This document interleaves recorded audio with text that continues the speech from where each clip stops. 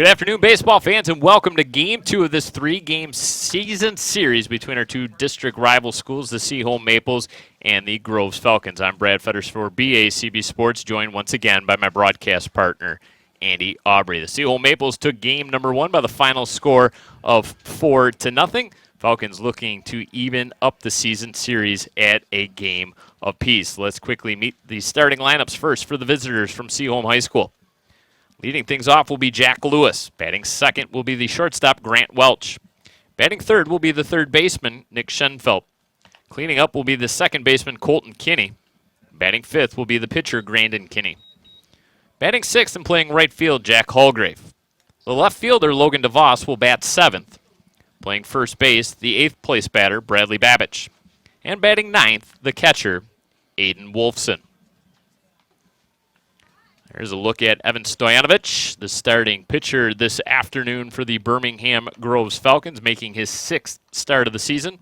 Has thrown 28 innings, comes in with a record of 3-2, 14 hits allowed, 11 runs, just 7 of which are earned. He has 38 strikeouts on the season to go along with 15 base on balls, and he has a 1.75 ERA. He'll be throwing to Brady Vecazone, his catcher. And the rest of the Falcon defense, Hunter Tengler will play third. Stephen Winid will be the shortstop. John Ravella will play second base. And Cole Bronell Cuthrell will play first. The Falcon outfield defense in left, Colin Keene. Matt Meilinger will be in center field. And Nathan Lecken will be in right. Seaholm comes in with an overall record of 21-2. Groves 17-11. Now, Andy, this Falcon offense was really held in check a couple days ago in Game 1 of this three-game series. They collected just 2 hits to go along with 11 strikeouts. Yeah, Nick Schenfeld was as good as advertised. He mowed down Groves. They never really got into a groove at the plate. They did their darndest, but they were just off balance from the start of that game. They never put a single run up on the board, and I'm sure they're looking forward to righting that wrong today. It's a very loose Seaholm squad. Talking to their head man, John Toth, he was pumped and ready to go this afternoon. And beautiful day for baseball once again. Yeah, we're blessed with some good weather. A little cooler today than it was. We got a bit of a breeze. We'll see that flag at times standing straight out, but it's may come into play. It's blowing over to left field today. Jack Lewis, the leadoff man, follows the first pitch, and we are underway. You mentioned that breeze. It is blowing in.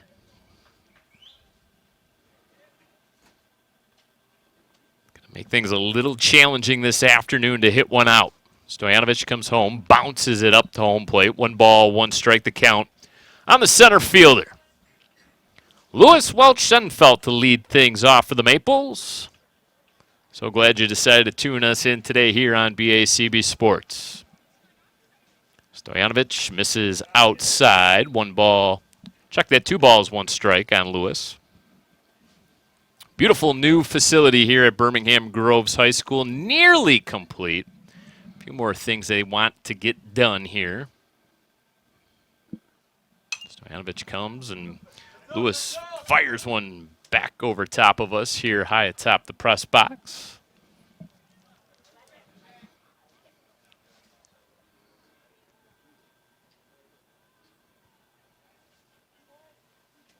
Seaholm will have a somewhat familiar and similar setup to Groves. Pitch misses up and away. 3 balls, 2 strikes. The count on Lewis. Yeah, their baseball field is among the last of the fields that'll be complete, along with their softball diamond.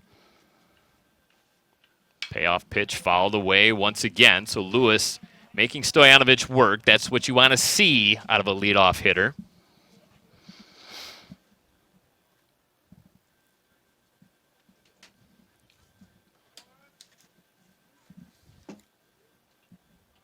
Lewis had a terrific first game in the series. Went 3 for 3 with a couple singles and a double. Also had a stolen base, a run scored, and an RBI in that 4-0 victory. They're out of baseballs already, Brad. We're going to have to call this one early. Well, somebody's going to have to go back into that construction site and dig them up. Amongst the dirt, the piles of dirt where they're... I'll throw it out there again. They're going to maybe put that big rock wall up in center field like the big A in Anaheim. And Seaholm bench loves that base on balls. Lewis trots down to first base. It'll bring up Grant Welch. Welch hitless in game number 1, but did have a run driven in.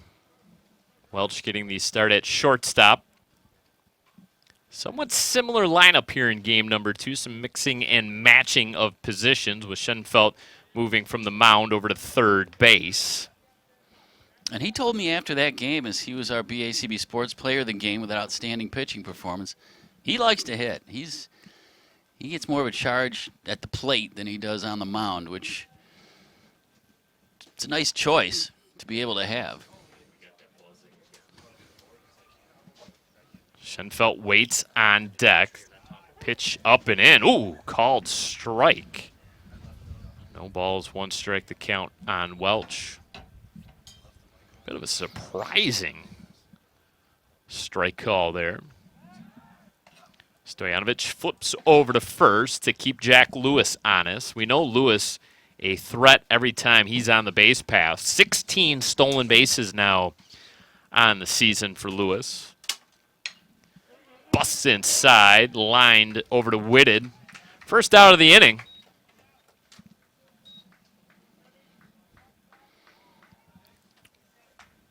And it will bring up Nick Schenfeld. 439 average coming into this season series against Groves. 1 for 2 with an RBI in game number 1. Slightly open stance, another toss over to first. Drives Lewis back with a head first slide.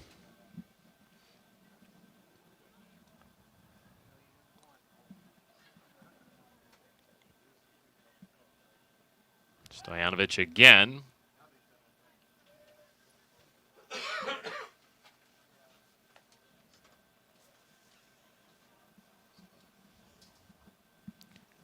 Middle of the Falcon defense in double play depth. The third baseman, Tengler, 2 steps behind the third base bag. Outfield defense plays Schenfeld straight up. Center fielder Meilinger somewhat shallow out there in center field. Actually going to take a couple steps in as well. Pitch misses away. 2 balls, no strikes to count on the third baseman. Good hitters count.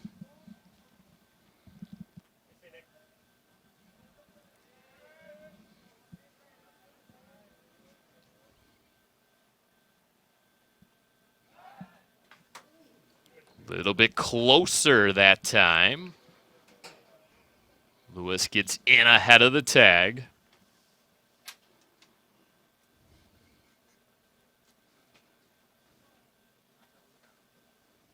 A bright pink Louisville Slugger aluminum bat. Yeah, I noticed that. You can't miss it. It's like it's got that NASCAR paint job. It's just bright and shocking. I don't know if you saw any of those games over the weekend, Brad. Mother's Day, a lot of the major leaguers had pink bats and on our breast cancer awareness. Wristbands, socks, hats. Schenfeld wasn't quite sure about that 2-0 pitch. Asked the home plate umpire for a little bit of clarification of where it was. Caught the outside corner. 2 balls, 1 strike, the count on Schenfeld. Pitch misses low. 3 balls, 1 strike.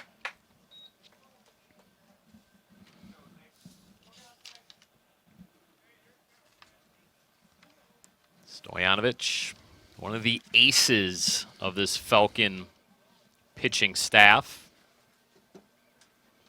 Mentioned carries at 1.75 ERA. Evan being very careful here with Schoenfeld. He's as he should be. He's been pitching away. Doesn't want to give him anything good. Colton Kinney, the cleanup hitter, waits on deck. Runner takes off. Throw down to second. Not going to be in time. Stolen base for Jack Lewis, his 17th of the season. Well, Lewis got a good jump, and the throw was short. Kind of bounced in there, and they were fortunate that didn't go into center field. So Seaholm now with a runner on second and one out. Well, suppose it doesn't matter. They were going to say that pitch was a ball to Schoenfeld, so it was a walk for him. So put runners on first and second. Can't give Jack Lewis credit for his 17th stolen base of the season. So we'll scratch that off the scorecard. Colton Kinney called strike in the outer part of the plate. Colton doesn't agree. Yeah, that was the extreme outer portion of the plate, I think it's safe to say. Kinney 0 for 2 was drilled by a pitch in game number 1. Here comes the 0-2 from Stojanovic. Rolled down to third base. Foul. That is the home plate umpire's call prior to that ball passing over third base, and he was right there and made the right call.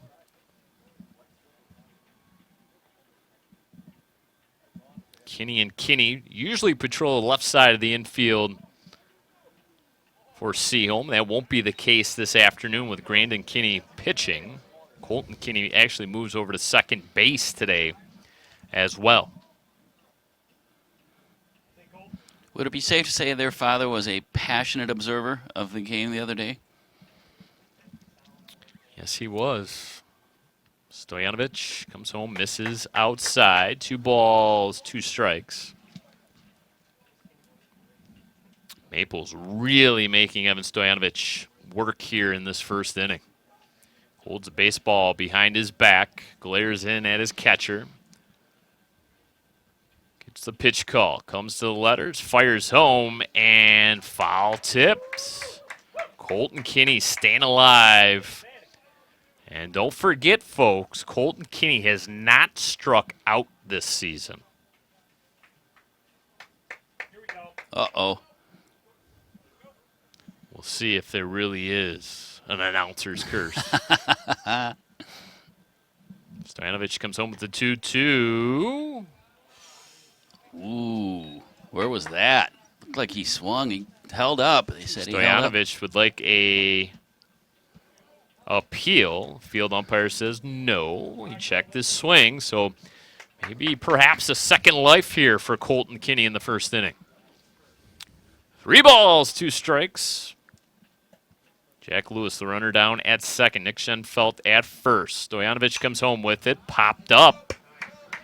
And out of play. Back in that construction zone once again. Fairly close to our live truck. Hopefully the insurance is paid up on any sort of damage done to windshields. Oh, how I remember it well here at this very field. Driving into the collision shop the next day. Payoff pitch. Hammered down the third baseline. Over the glove of Tengler. Lewis will sprint home. It'll be an RBI single for Colton Kinney. And the Maples take the early 1-0 lead. Well, he makes a valiant effort at it. Lays out. This ball goes right down the left field line. Just over the bag almost to the right of third base. Able to score that first run. We'll take a look at it here.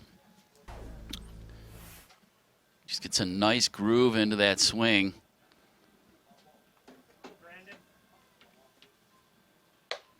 Told you there's no such thing as an announcer's curse. Now you're safe again, Brad. It's going to be okay. You will not be getting any nasty grams from anybody tomorrow, like Colton Kinney to be specific. So brings up Grandin Kinney. 1-0. Maples out in front. Only one out.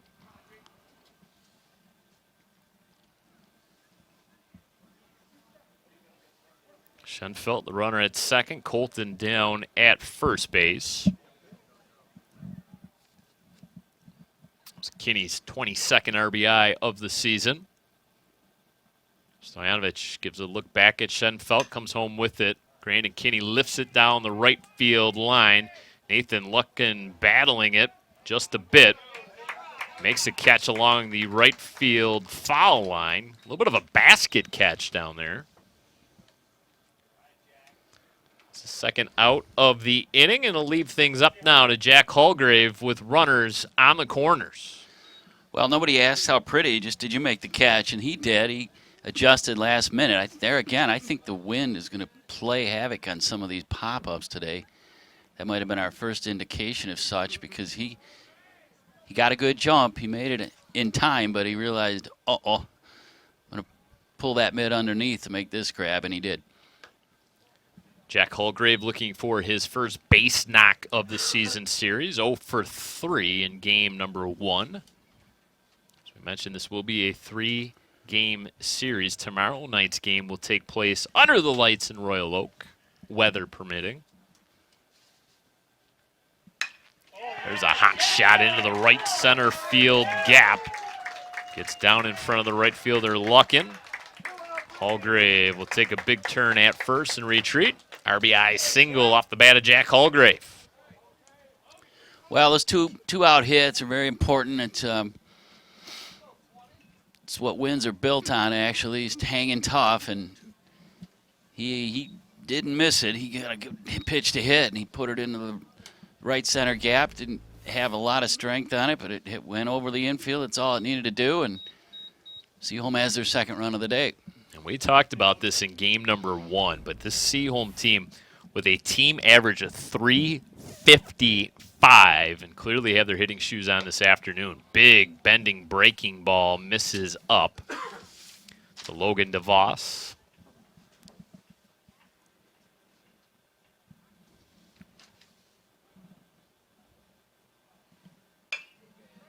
Bouncer to the second baseman. Ravella's going to go to second base. Boy, oh boy. Not sure what he was thinking there. Could have got the easy force at first base. And that's what his shortstop, Stephen Winnett, is saying to him right now. Why didn't you just go over to first base? And that might have been an instance there where the young man might have forgot how many outs there was. Yeah, little simple toss to first, and they're out of the inning, but I think he realizes now what he did. We'll see what happens. I mean, he makes a nice play on it, turns and makes a poor throw, and that ends up in the out. Well, it sort of dribbles away, but nonetheless, the damage was done. It's now 3-0 Seaholm. So we can't give DeVos an RBI. We'll say he reaches on an error. Essentially, it was a fielder's choice, but the error was made by the second baseman in the throw over to Winnett. I just don't think Winnett was prepared to accept the throw there at second base. No, he was still arriving at the bag when the throw came in, which was low, by the way. So, he was as surprised as anybody. It was coming his way, but yeah, that play should have gone to first, and they're in the dugout at the moment. Bradley Babich did get a plate appearance in game number 1 as a reserve. Follows this one straight back. 1 ball, 2 strikes. The count on the first baseman. Not exactly the start that Sean Morrison had envisioned for his home team this afternoon. Quickly down 3 runs.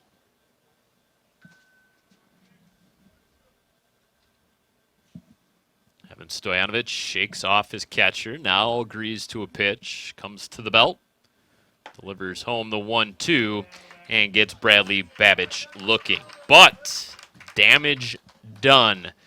3 runs on 2 hits, 1 error for the Falcons. Seaholm strands 2, but take a early 3-0 lead. Falcons coming to bat in their home half of the first inning. Meet tonight's starting lineup. Leading things off will be the center fielder, Matt Meilinger. Batting second will be the shortstop, Stephen Winnett. Batting third will be the pitcher, Evan Stoyanovich. Cleaning up will be the first baseman, Cole Bronell Cuthrell.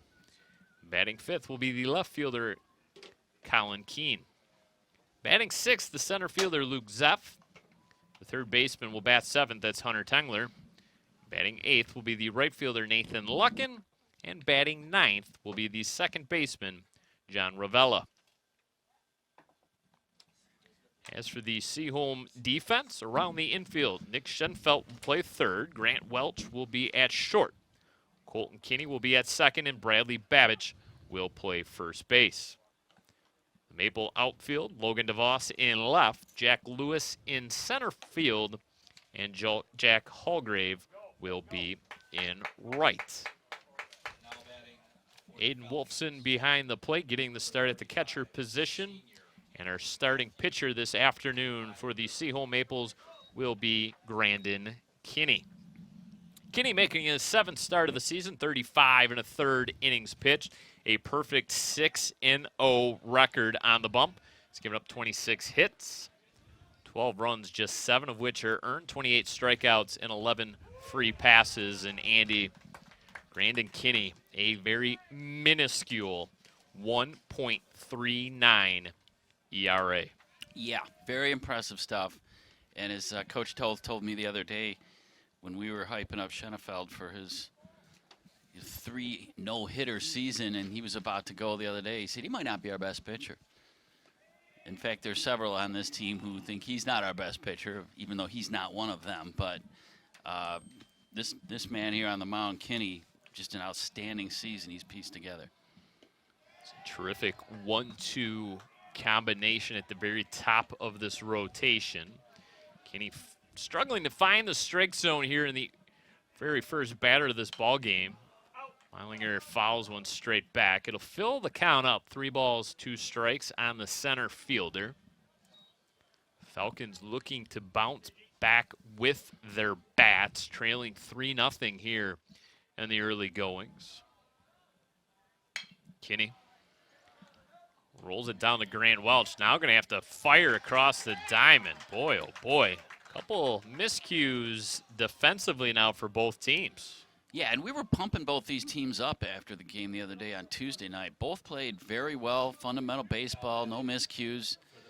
And we've seen a couple very questionable plays by both these teams at the moment. This was one that I think a case where the ball played the fielder, and he just, I wouldn't say nonchalanted it, but he went down. He didn't really get a clean pick. He dropped it, and by the time he threw to first, it was too late. Might be an instance where you're just kind of sort of maybe getting used to this playing surface.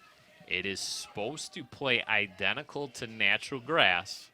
The ball stayed down like a normal ground ball would. Maples are accustomed to playing on a very long grassed infield. That's being kind. That's a thick, lush lawn is what they've got over there. And I'm sure you're right. He's used to those balls coming in a little slower, and this artificial surface is bound to give it a little more oomph as it comes upon you.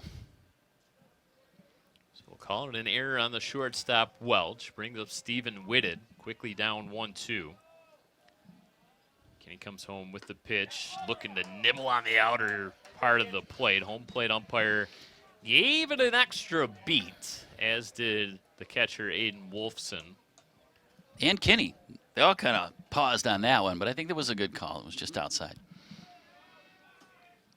Breaking ball, swung on, fouled down the left field line.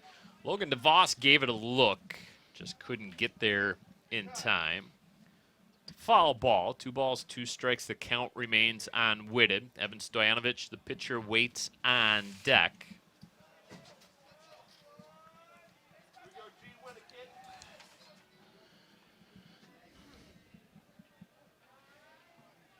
Whitted, a 274 hitter. Does have some extra base pop. Deep in the hole, the second baseman, Colton Kinney, over to Bradley Babbage for 3 on the putout. First out of the inning. Meilinger able to go over to second base. So Falcons do have a runner in scoring position, and it will bring up the pitcher, Evan Stoyanovich.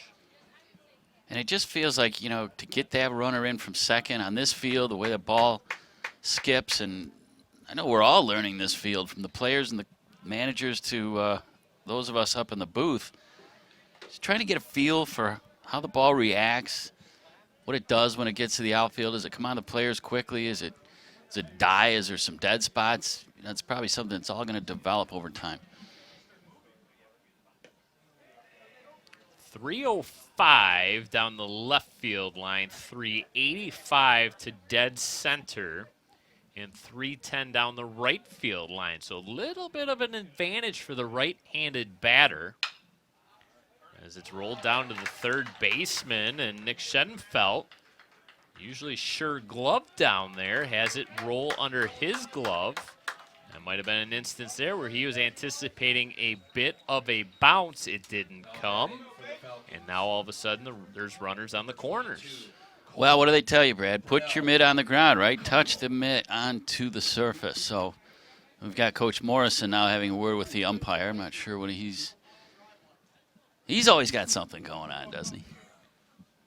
I'm not sure entirely what this conversation's about. It's going to call John over and see what Coach Toth has to say about the situation. See if we can figure it out. How good are you at reading lips? Yeah.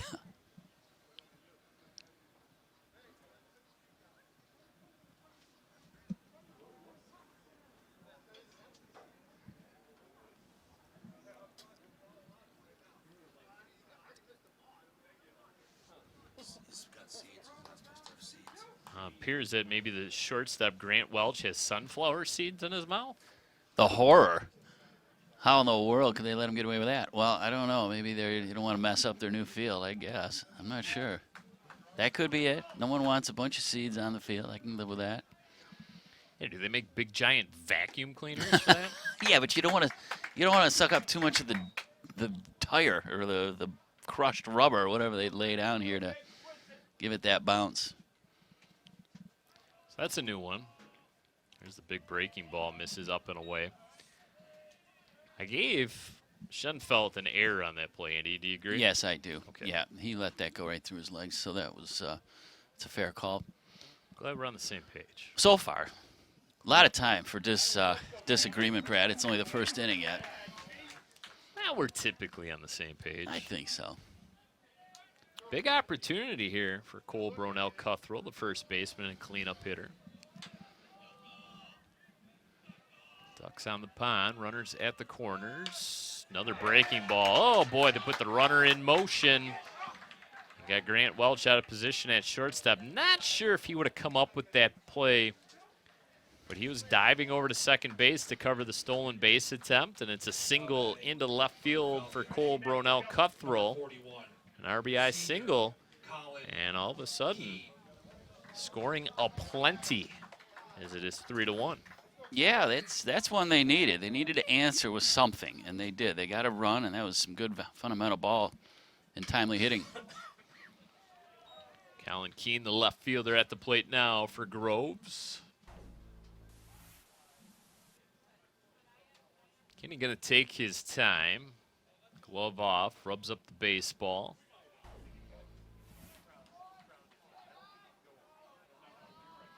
Terrific view from our center field cam as that pitch misses low and away. 1 ball, 1 strike the count on the left fielder. That's our man Dan Siegler out there, right? Sure is. Just him and the Bobcat. Colin Keene had one of those 2 Falcon hits against Nick Schoenfeld last go round, as the Falcons went just 2 for 23 on the day with 11 strikeouts. Yeah, Schoenfeld was very good. He had them off balance throughout, and it was a virtual hit fest by comparison to that game. Even the 4-run Seaholm score just felt excruciating. It took them all they could just to push that many across. But again, they got the pitching performance they needed, and they didn't need more than 4. They didn't need more than 1. They just were able to blank Groves, who had some gallant efforts, but just they didn't get much offense cooking against him. Today they look a little bit more confident. They seem to be swinging the bat a little better. And they've got more runs than they did already last Tuesday. Conversation between Wolfson and Kinney is over. Keene back in the box. Waiting on a 2-2 pitch. Absolutely frozen. What a breaking ball. Well, this one looked like a big half moon or a rainbow or so. It was just coming from way to the right and curved right across the plate. Froze Keene, and that's the second out of the inning. And there's a look at that 12-6 breaking ball. Catches the lower part of the strike zone at the knees of Keene. And Zeff quickly fires one into center field. We're going to get a throw that's going to ping off of Colbro. Now Cuthrell now goes down the first baseline. So an RBI single off the bat of Luke Zeff. The throw doesn't make its way into the plate. Yeah, well, this is unexpected. I mean, it seemed like just a line shot to center and shouldn't be any problem bringing it in, but the throw in caught some body and the ball went harmlessly, well, not really harmlessly aside. He was able to advance the runner now, first and third with 2 outs, and that, again, that's a big 2-out run for Groves, exactly what Seaholm did after that first inning of theirs. So we'll see if they can keep it going now. So quite the answer for the Falcons. The runner takes off for second, no throw. Defensive indifference, allowing Zeff to swipe that bag. So Bronell Cuthrell, the runner down at third. Zeff finally finds himself in scoring position as well. Falcons right back in this ball game. Trail 3-2. Breaking ball finds the inner corner, right on the black. And Zeff's a player. I mean, this guy, he put in a great pitching performance the other day. He had a nice hit there, a big 2-out knock, and just stole a base. So he's all over the place. And that froze Tangler. Second strikeout of the inning. But Seaholm looks up at the scoreboard and realizes the Falcons were able to plate 2 after 1 inning of play. It's the Maples 3, Falcons 2. We'll head to the top of the second inning next on BACB Sports.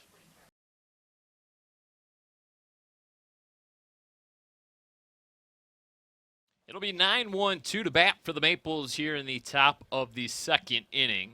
Seaholm 3, Groves 2. Aiden Wolfson, the catcher, to lead things off.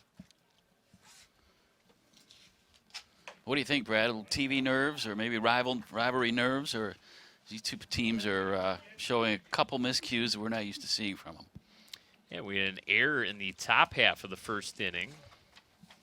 And then 2 errors defensively for Seaholm that led directly to runs.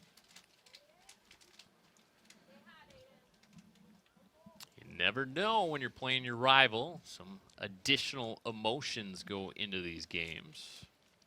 Yeah, and I asked that question to both Morrison and Toth, just what they think they have to do to kind of dial their team back, keep them grounded when the rivalry games show up. And both of them said, hey, they're pumped up for every game. I don't know that there's that much juice going into it.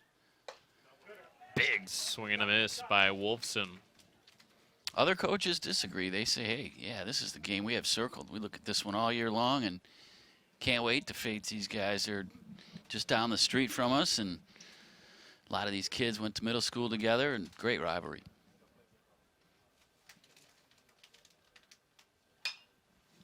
I don't know. Maybe the laid-back nature of the sport of baseball is a little bit different when it comes to rivalry games. Compared to, say, football? Yeah. Yeah, that's fair. You're also getting 3 games against these guys rather than the 1 per regular season that you get in football. Right.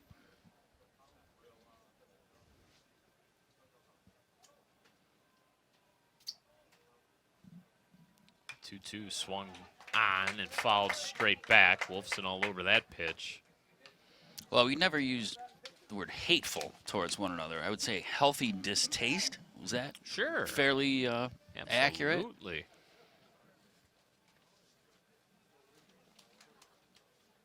Wolfson went 1 for 3 with a single and a run scored in game number 1. Watches that one a little bit too high out of the right hand of Evan Stojanovic.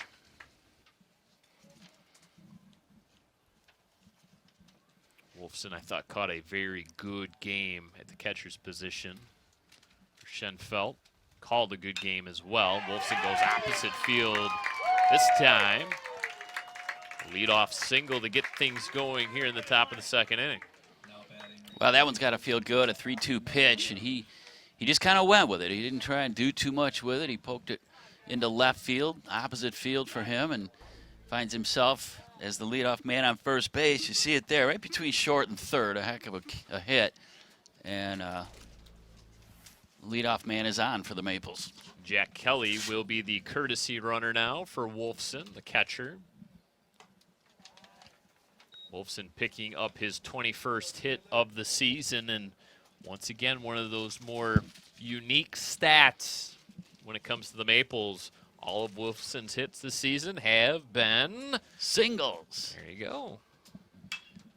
Another same spot. Opposite field poke. Back-to-back singles for the Maples. Boy, oh boy, they really have their hitting shoes on today. It's 4 hits already in this ball game. Yeah, this is the same exact type of hit. I mean, grooves it over into the left side. We got a little more height out of this one, but there's nothing cheap about that hit. And now 2 on and nobody down. First serious big threat, I guess we could say we've seen so far, but Groves has to tighten it up. Base runners aplenty for both teams. This is going to be a wild pitch. It bounded off what is a concrete and brick backstop. And it kind of rebounded right back to Vecca's zone. He makes a clean pickup there. He might be able to get that throw down to third to catch that runner. So Kelly, the courtesy runner at third. Jack Lewis now at second base. Big opportunity for Welch. 1 ball, 1 strike the count on the shortstop. Welch lined out to Stephen Whitted back in the first. Set up outside, pitch misses low.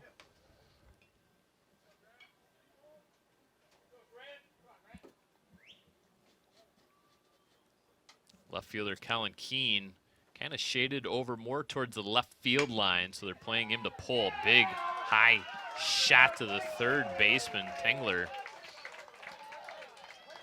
That was an absolute rocket off the bat of Welch. Yeah, and that's one of those situations where it looked like this field sped up the hit. I mean, it was on him that fast, and he misplayed it and then booted it again, but that was a tough one. Hit. Let's see it again.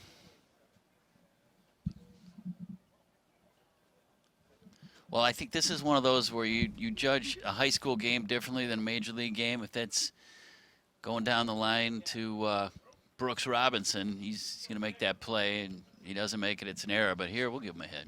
Okay, base fair hit, enough. 3 straight hits. Legendary head coach Jim Crosby just showed up, Andy. Uh-oh. The legend in the building. Oh, there he is. He's got his Groves green on. So run scores on the base hit by Welch. Extends the lead now to 4-2. Schenfeld reaches out, lifts one to Keene in left field. 3 or 4 steps in front of the warning track. Both runners tag. Sacked fly, RBI off the bat of Schenfeld, 5-2. Well, that's a good piece of hitting. That's all he had to do. He just punched it into the outfield, and an easy tag up for the 5th run of this game for the Maples. Now batting number 2, Kinney. Colton Kinney, the cleanup hitter, to bat now. Couple crooked numbers already up on the scoreboard for the Maples. Breaking ball.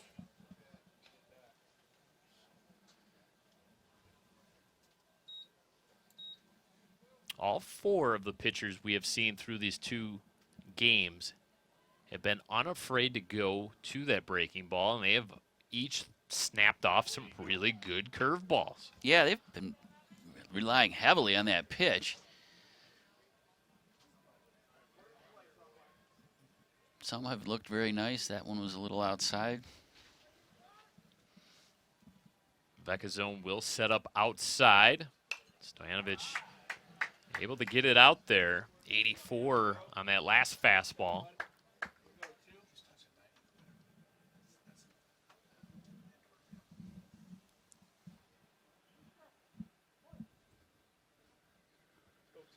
We got the jugs gun warmed up.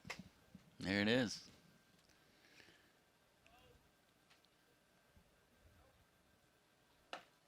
Swing and a miss by Colton Kinney. Very first strikeout of Kinney's season. Now batting number 22. Second of the game for Evan Stojanovic. Well, that's a feather in Stoyanovic's cap to be the one to finally deliver a strikeout to that hitter. Kinney's a good, very good hitter, but he got him. Grandin Kinney now with 2 outs. Runner at second base. Breaking ball finds the corner for a called strike. Hitters have been complaining about that outer strike zone. Home plate umpire has been pretty consistent with it. Fastball in on the hands. Going to be a tough play into shallow center field. Throws cut off. And it'll be an RBI single for Grandin Kinney.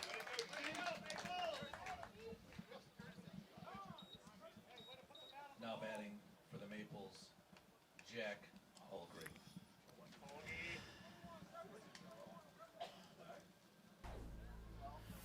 Well, we'll see it here. Looked like Whittick was going to be able to make a play on it. He ranges back. It just goes on the beyond his outstretched glove and throws cut off. They had no shot to get him at home anyways, so that's the now 6th run of the game for Seaholm.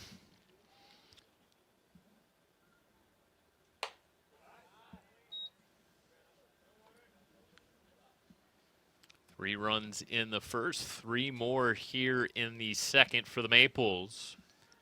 3 runs on 4 hits after collecting just 2 in the first. So 4 runs on 6 hits now for the Maples altogether. Maples do have someone warming up in their bullpen.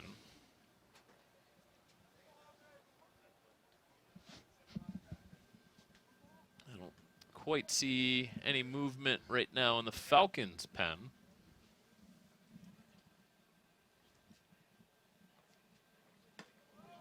Fastball makes its way to the backstop. Courtesy runner will move down to second base. That's Cal Robbins. So another runner in scoring position for the Maples offensively.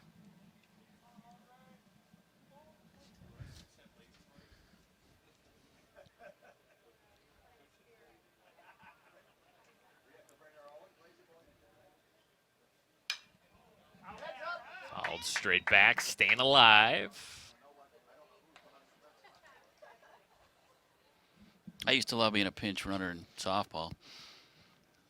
Why is that? Well, it was the only time I usually ever got to run. You couldn't get on base the old-fashioned way? No, I mean, that requires a hit.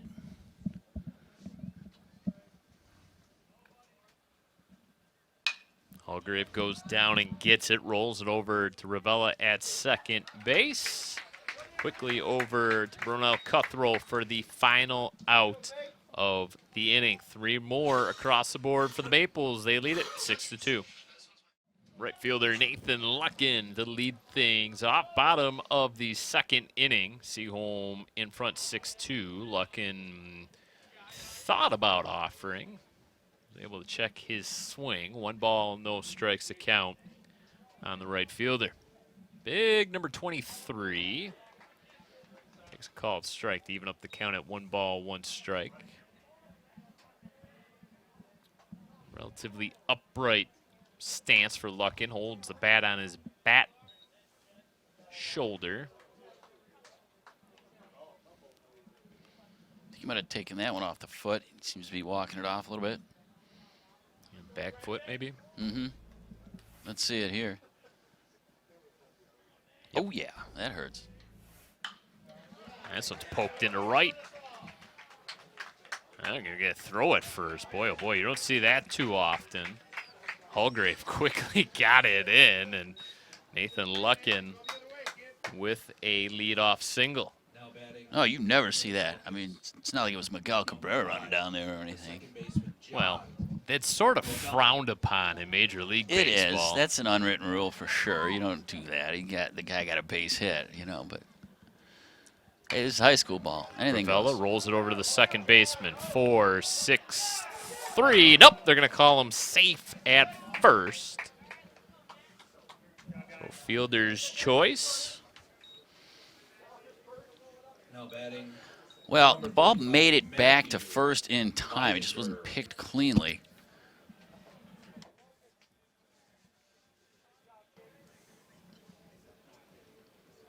So Luckin retired at second base. Fielder's choice put out at second. Meilinger base hit down the third baseline. And Sean Morrison's going to hold Ravella at second base. Now batting for the Falcons. The shortstop. Well, that's probably a good hold by Sean. I mean, they got a little something going today. You can tell they're hitting the ball better. He doesn't want to run them out of an inning too soon. There's one out, and one out rather. He didn't want to do anything overly aggressive.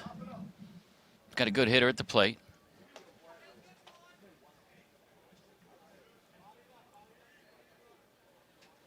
I truly think that's the main reason you have one of your better sticks at the plate in Stephen Whitted,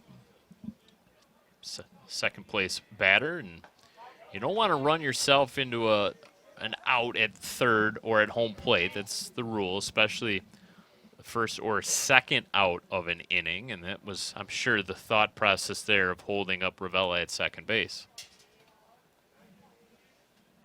Whitted goes down and gets it, hammers it deep to right field. The right fielder, Holgrave, looks up, takes a big bounce off that right field wall. Whitted is going to hold up at second. I don't know. And then they're going to get the base runner. And now the crowd's going to ask that Meilinger get thrown out of the game. And Coach Toth is going to spring out of his dugout. Kinney was not happy with the collision at home plate. Yeah, that's one of those that could go both ways. You're supposed to give him a path to home, but you're also not supposed to barrel into him. The old Pete Rose play there in the All-Star game. But no injuries, thankfully, here. And it was an unbelievable shot by Whitted. He jacked that ball. Looked for a minute like it was going out. It's a big, tall fence they've got out there in right field now, but ball lands at the base of the wall and bounces back towards the infield. And the umpires now are having a chat about exactly what just transpired. So tempers starting to flare up just a bit. The throw beat the runner to home plate. Well, Morrison held up. We just talked about it on the previous play. It was probably a good idea to hold up the runner. This time he sends him, and he was out by a good 4 or 5 steps. That was Matt Meilinger. And both base runners kind of held up. And I don't even know what that conversation was about. Well, he didn't drop the ball, so what's the problem? Coach Toth is furious. I think he wants Meilinger thrown out of this ball game.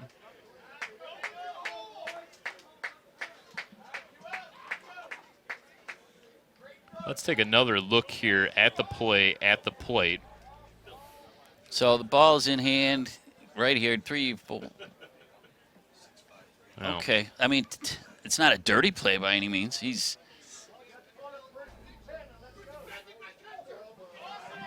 Uh-oh. Coach Toth's going to get himself thrown out of this game if he's not careful. He is hot right now.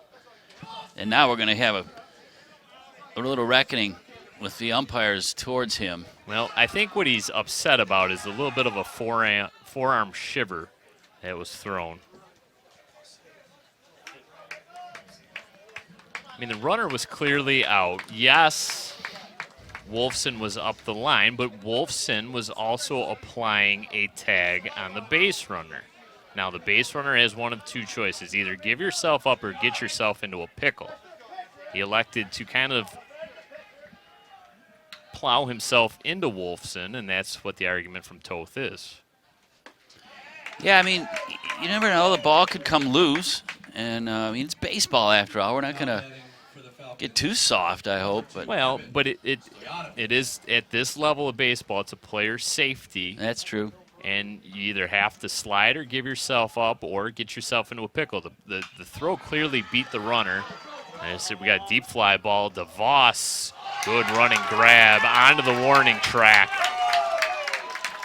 So it's a long fly out for Stojanovic, the third out of the inning. Getting a little bit of everything this afternoon. What more do you expect out of a rivalry game?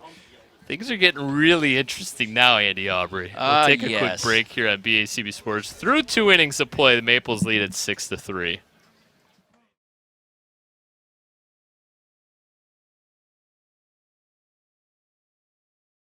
A new pitcher into the game now for the Groves Falcons. It'll be Eric Ruprecht. 11th appearance of the season. Also pitched in game number 1. So head coach Sean Morrison kind of mixing and matching here.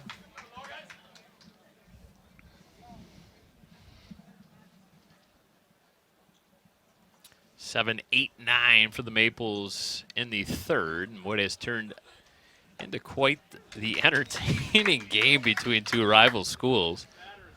Yeah, a little bit of everything so far. We've seen heated debates. We've seen a few errors. We've seen plenty of runs scored. 6-3, Maples in front. Ruprecht has come in and thrown strikes. 3 straight, in fact, as DeVos goes down looking.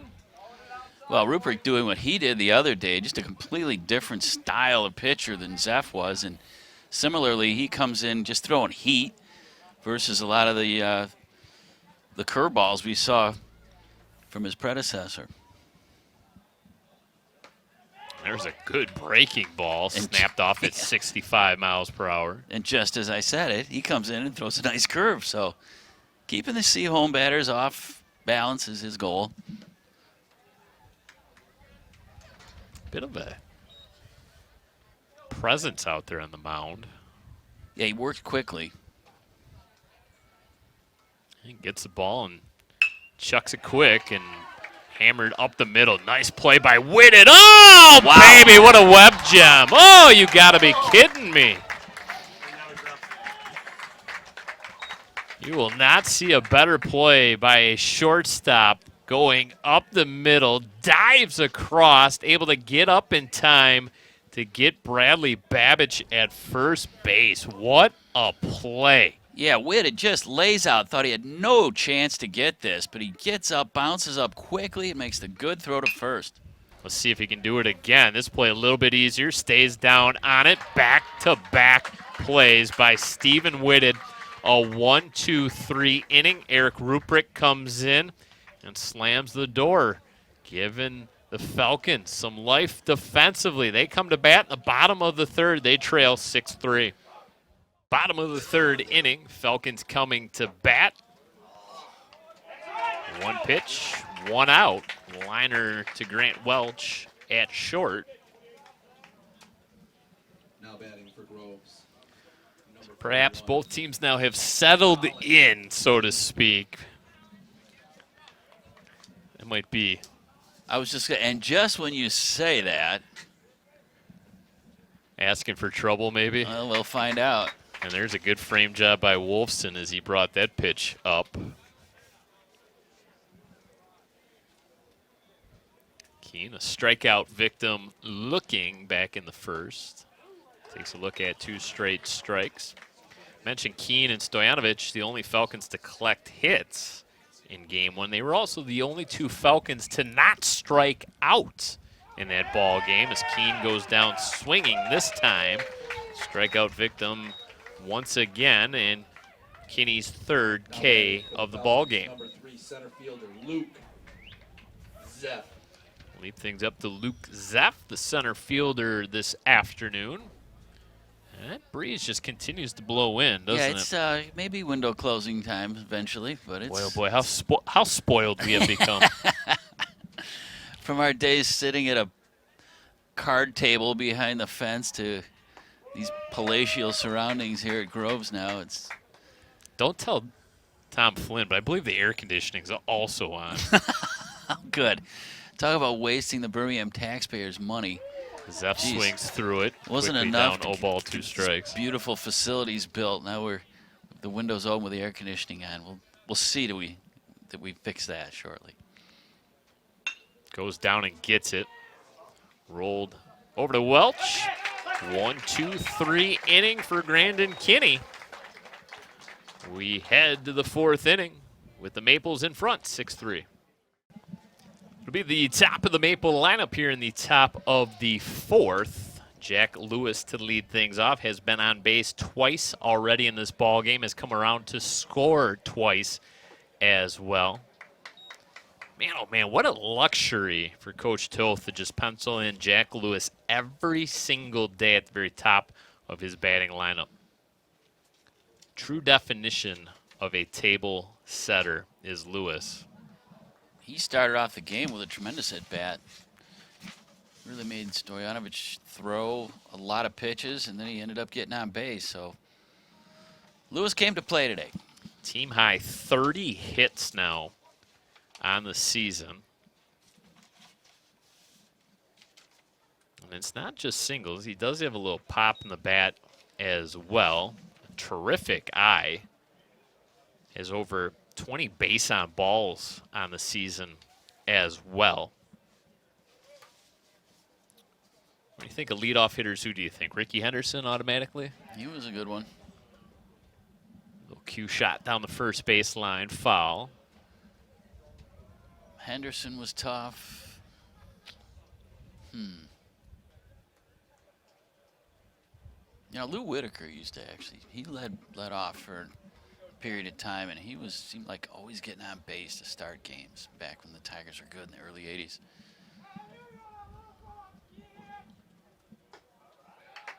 Typically it is a guy with speed, typically a center fielder at times. Granderson you think of in a Tiger uniform. Austin Jackson. Yep. Ricky Henderson had the pop though. Lewis went down after that one.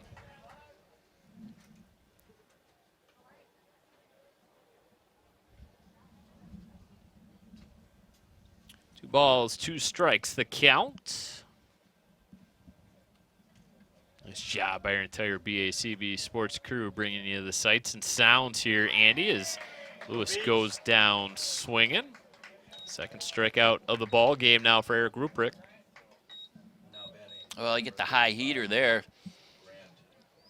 Lewis couldn't catch up to it, so it's the first time he goes back to the dugout today. You'll see it here.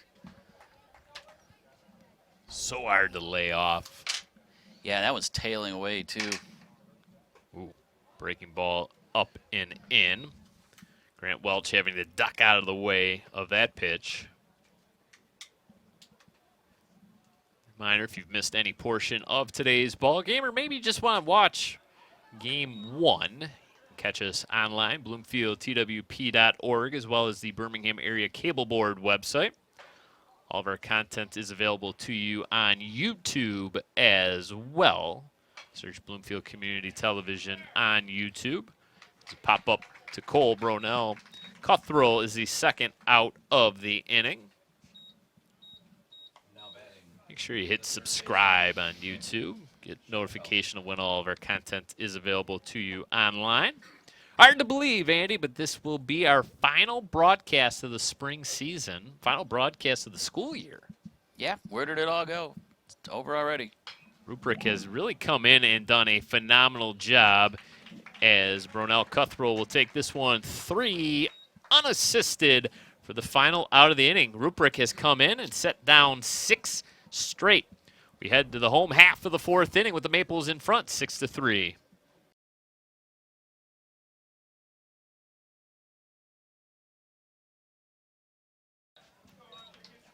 It'll be the bottom third of the Falcon offense to bat here in the bottom of the fourth.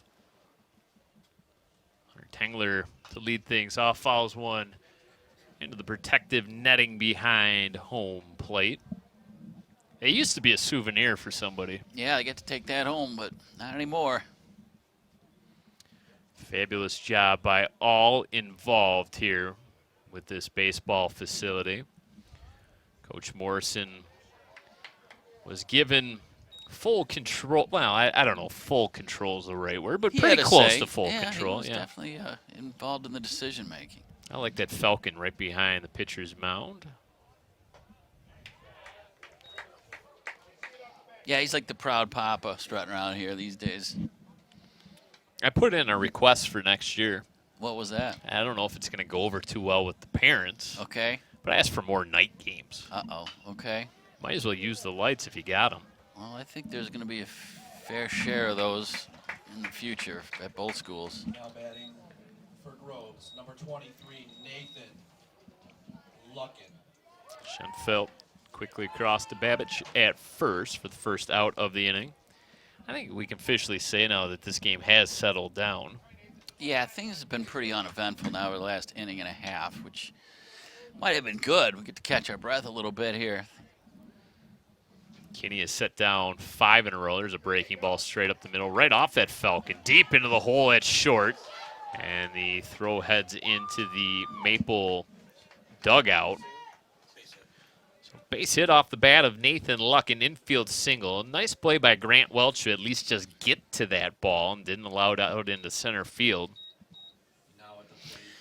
Yeah, that was one of those where it looked like the ball died a little bit. I thought he hit it a lot harder when it first left his bat, but they caught up to it. It was just a poor throw to first, so leadoff man on for the Falcons. I'm sorry, one out. Oh, this one's look at that play by Schenfeld. Oh, and the first baseman, Babbage, couldn't pick it.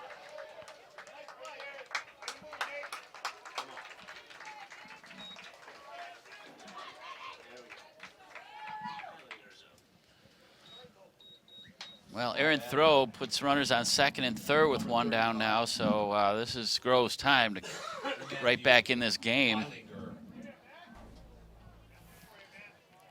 So that was Ruprecht batting in the 9th spot. It looks like we must have had a double switch. Stojanovic apparently stayed in the ball game. I didn't see it, but he might have moved to second base perhaps. Meilinger goes down, lifts it into shallow right field. Jack Hallgrave camps under it, makes the catch, fires a seed, and forces the runner, Nathan Luckin, to stay down at third base. Well, Coach Morrison, a little bit more reluctant to send that runner from third this time. Might have been wise. The throw was very good, as you mentioned, Brad. And I don't know, I thought he might have had a shot, but with that good of a throw, he might have been cut down. You don't want that to happen again to you. They still got something going, 2 runners in scoring position. And it'll leave things up to Stephen Whitted. 1 for 2, had the absolute blast of a double back in the second. That kind of set off the fireworks. Yeah, well, they need him again right here and now. Whitted that open stance toe on the chalk line of that left-hand batter's box, so really crowding the plate.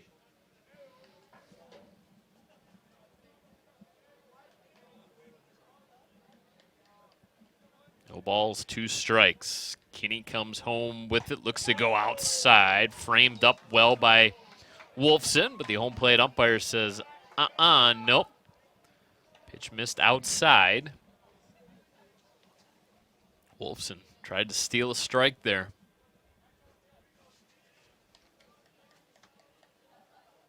Breaking ball, Whitted, lines one right to Schenfeld. Oh, he dropped it. Boy, oh boy, compounding errors here. What a mess defensively. Well, Brad, you said this game had settled down. Not so fast, my friend. just like that, Groves finds himself down only 1 run, taking advantage of these Seaholm miscues. And suddenly they're having a hard time making the throw to first. They've had some great stops, but that in particular was a 2-run big mistake, actually. And let's take a look here, see what happens. First miscue. The throw over was low, in the dirt or in the rubber, as it were, and the ball trickles away as another run came home for the Falcons, and it's suddenly a 1-run game. That was a relatively soft line drive. Turns out to be a 2-run error. Nick Schenfeld, runner takes off for second. Throw is not in time. Whitted steals second base. Now all of a sudden the tying run is in scoring position.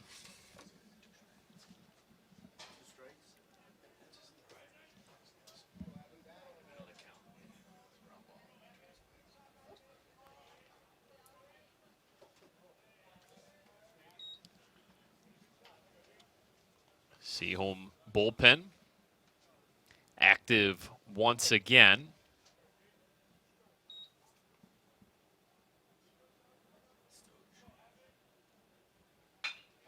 Stoyanovich straight up the middle.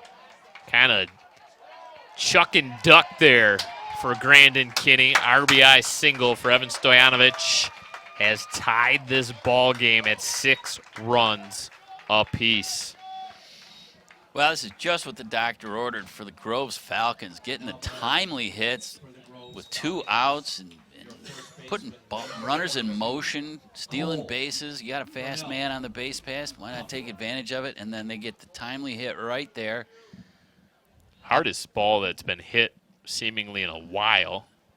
Yeah, Kinney'd been mowing them down, but this inning, Groves has had a whole different approach, and they've really taken advantage of some of those Maple miscues. Suddenly it's tied. Third base hit of the inning. Also had the 2-run error. Charged against Schoenfeld.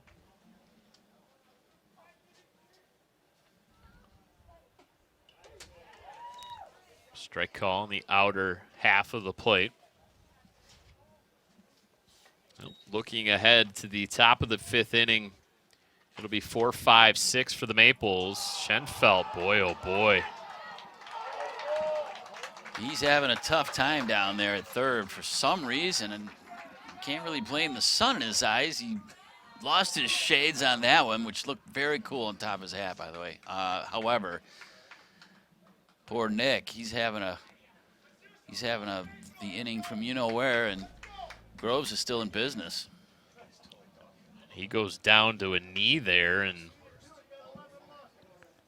I'll tell you what, this is, I'm not looking for excuses, and I'm not going to make one, but you perhaps wonder if it's the playing surface. Uh-oh. Well, it's too late now. This one's bought and paid for already. I just think it is a different brand of ball, and for instance, that play there, that ball was on him like a blink of an eye. And they can talk all they want about how the field operates the same as regular Nashville surface, but there's just no way. I mean, we're seeing it already. It's happened a couple times where the ball really sort of skips and picks up velocity on the ground. Callan Keene. Ooh, boy, he was sitting dead red on that off-speed pitch. Hammered it down the third baseline.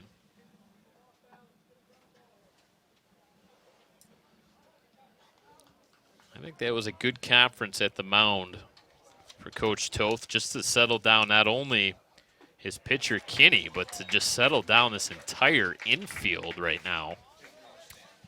Right, yeah, he had a word with Schoenfeld as well, and he said, stay in the game, young man. Keep your head in it. You're a good fielder. Keene goes down swinging for the 3rd time in the ball game, but the Falcons have marched right back into this game. They scratch and claw their way for 3 runs in the bottom of the 4th inning. 4 innings in the books. We are tied up at 6 apiece. 4, 5, 6 for the Maples here in the top of the 6th check that top of the 5th inning. Brand new ball game now. 6-6 our score. Colton Kinney, soft little liner finds its way into right. They don't ask you how, they ask you how many. And it's a leadoff single for Colton Kinney. Yeah, they've got, Groves has got to, on both sides here now, Groves needs to shut this down. They worked so hard to get back to even, and they've tied it up. And to get out of this inning without any damage would be huge for their momentum. But on the other side of the coin, Seaholm, they got to prove what they're made of. Sure, they had a big lead, and they've had a 3-run lead 2 different times, and they finally let the Falcons back into it. But if they can scratch a couple across, that's going to be big for them going on to win this game. So we shall see.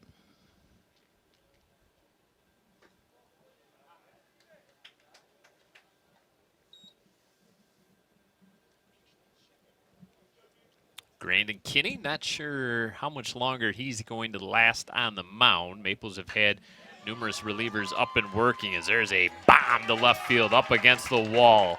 One hops the fence.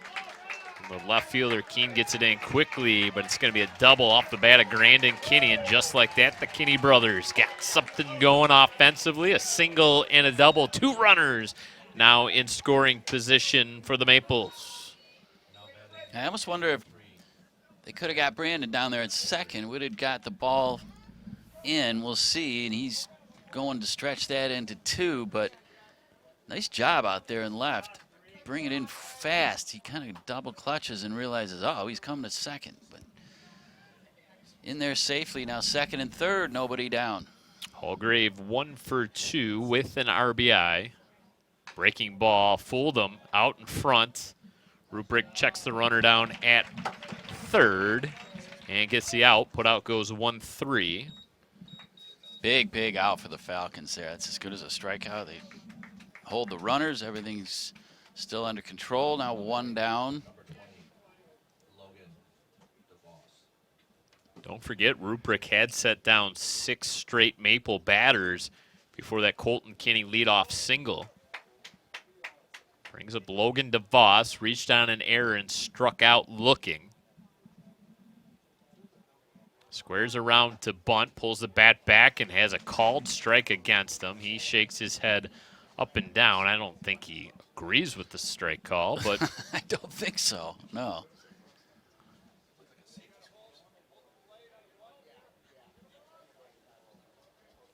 Colton Kinney, the runner down at third, kind of threw his hands up as to say, what's on here, as Logan DeVos swings through and misses that pitch.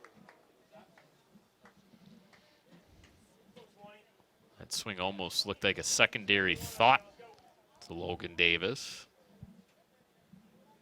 Infield in. We saw this type of defense with a runner on third a couple times out of the Falcons in game number 1, trying to cut down that potential run at the plate. Yeah, that makes the play even more adventurous when we talk about this turf, possibly adding a little speed to these ground balls. They've got to really watch themselves. Middle of the infield defense all the way on the grass. Third baseman a step off the grass. First baseman Cole Bronell Cuthrell even with the bag at first base.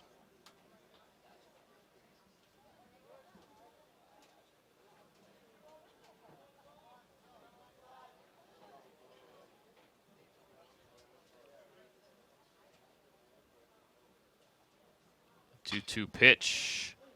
Whitted's going to come home with it. They're going to get the runner cut down at the plate.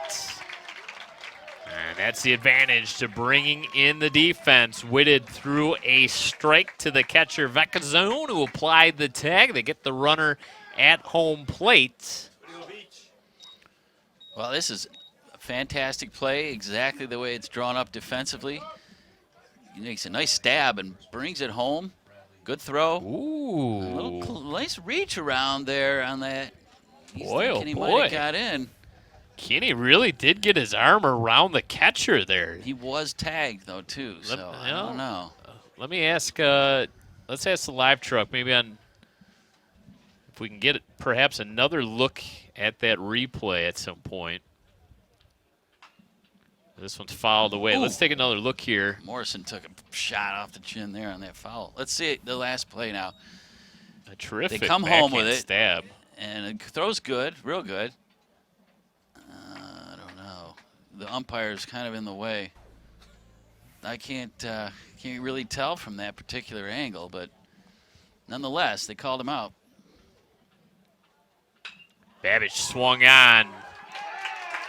Slashed into center field. RBI single for Bradley Babbage. Puts the Maples back in front. That's a timely piece of hitting for Seaholm. They absolutely didn't want to get out of there with any runs. They'd had a bunch of threat going on with nobody out, and now the 2 outs, they finally get the big key hit to take the lead again. It's now 7-6. More importantly, a 2-out RBI. Yeah, big clutch hit for them. Now Babbage gets lifted for he's a first baseman, so that'll be a pinch runner.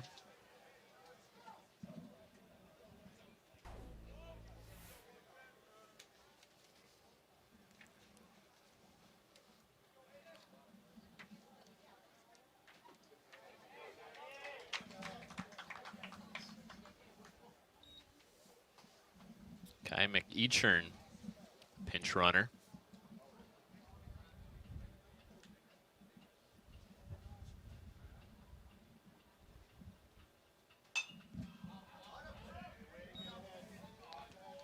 Foul ball out of play.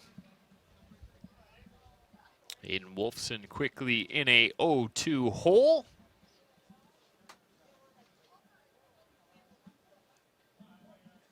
DeVos, runner at second. McEachern down at first. 2 outs for the Maples. Looking for another clutch 2-out hit here off the bat of Aiden Wolfson. They lead it right now, 7-6.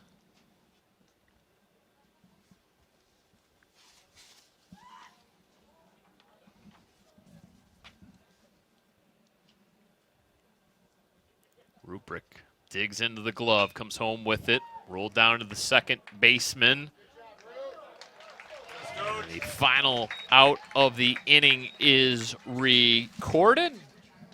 Stojanovic at second base. The Maples have reclaimed the lead. They lead at 7-6. We head to the bottom of the 5th inning.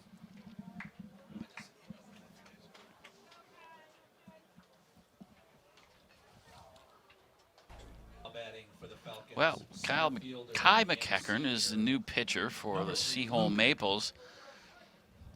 He's been in 6 games. His record is 2-0 with 2 saves. He's given up 14 hits, 5 runs, 3 of those earned with 21 strikeouts and only 3 base on balls. Kai boasts an ERA of .96. So those are pretty impressive stats. Let's see what he can do. So all kinds of shuffling now defensively for the Maples. McEachern came in as a pinch runner for Bradley Babbage. Colton Kinney now moves over to first base. Grant Welch moves from shortstop to second base. And Grandon Kinney moves to shortstop. So musical chairs. Kinney over to Kinney. No chance to get Zeph. Infield single.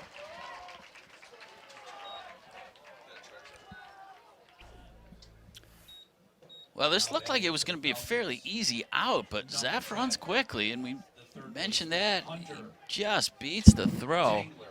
It's a close one. But Zeph's the leadoff man on first here now with nobody down. Tangler at the plate. Wolfson holds the glove. Thought he deserved a strike call there. Pitchers always feel that way. They're so biased.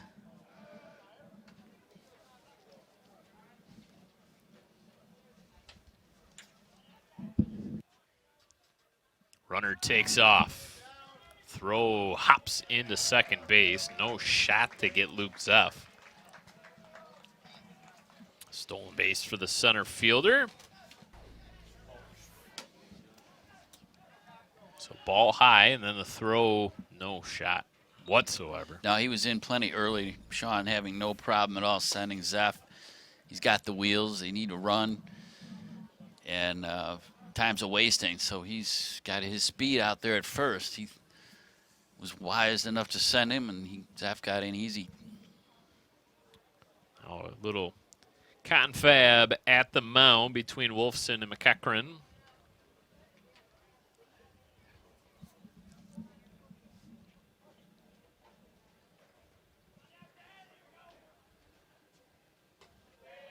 Pitch misses up. 3 balls, no strikes.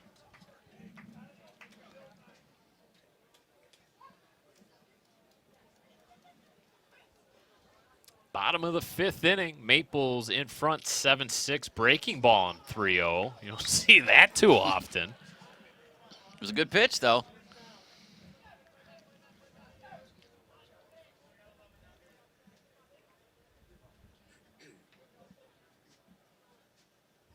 (3-1) is a strike brought in by Wolfson, 73 miles per hour. Now I could see those pitches flipped. Yep. Throw the fastball on 3-0 and then bring that bender to get to 3-2. Well, I'm sure that's what the hitter Tengler was thinking as well as he works the base on balls. So first 2 base runners here in the 5th reach base. And it'll bring up Nathan Luckin. 2 for 2, couple singles, couple runs scored in this ball game. The faithful in attendance, Andy scrambling for the Jackets. Luckin squares around a bunt. Bunts it right back. They're going to try and cut the runner down at third. They get the lead runner now. Sean Morrison upset. He can't believe that they would call out Zeff at third. It was a bang-bang play. Third baseman Schenfeld really stretching to make this play. It wasn't a great bunt off of Luckin. No, it came back a little quickly, which was the motivation for going to third. We'll see it here. Actually was a little bit to the third base side. In fact, turns, makes a good, strong throw. Ooh. And I don't know. That's Coach Morrison might have a case there. It's tough to tell. Boy, I don't know. Here, maybe we'll get, well, okay. Thought maybe we'd get a better vantage point from that camera angle. Nice job by Steve Roeder, our director, this afternoon. Eric Rubrick. Let's see, we don't quite have the bag in the frame. The throw, I don't know. It's too hard to say. And they're going to send the runner this time. Schenfeld's throw, they got him at the plate. Perfect relay by the third baseman Schenfeld to cut the runner at the plate. No hesitation that time out of head coach Sean Morrison sending the runner. Nope, he's playing aggressive ball, and we'll see here. This is a solid single in the hole, and Sean sends him. Looked like they had a good shot. It took a perfect throw. They got a great throw, a little high, got him on the back Nice tag. before he touches the plate. And there is your second out of the inning, right? Yep. Brings up Matthew Meilinger. Takes a look at a called strike. Boy, oh boy. Well, this would just be huge for Seaholm if they could get out of here without giving up a run the way Groves had put their first 2 men on. Can you believe there are people out there that find the sport boring? Now, I don't get it either, but hey. A good throw by the left fielder, DeVos. Didn't rush, didn't hurry, and Schenfeld with the absolute seed on the relay. This is going to be a tough play into center field. Jack Lewis able to haul it in. Terrific running grab by the center fielder. Falcons threaten, but do not score. The Maples work themselves out of trouble We head to the 6th inning with Seaholm in front, 7-6.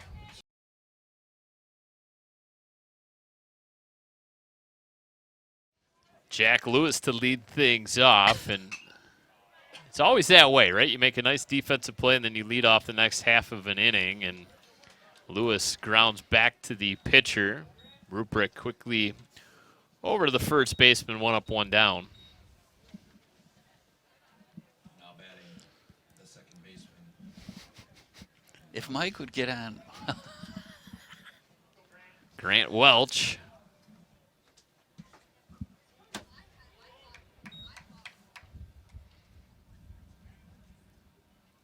Welch 1 for 3 with a run scored and an RBI. Another bouncer up the middle. Whitted, short hop, twists, turns, and gets the speedy Welch by half a step.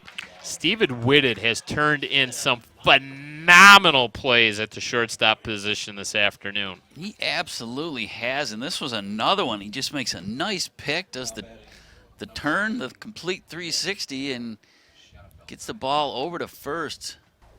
Oh, I don't like the head first dive there. Head first into first base. Yeah, they say you lose like half a step when you dive into first. It just feels more dangerous anyways. I don't know. You've been seeing it, though.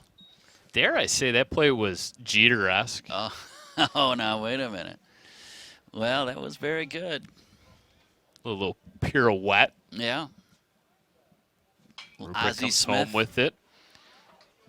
And a 1, 2, 3 inning as that play goes 3 unassisted.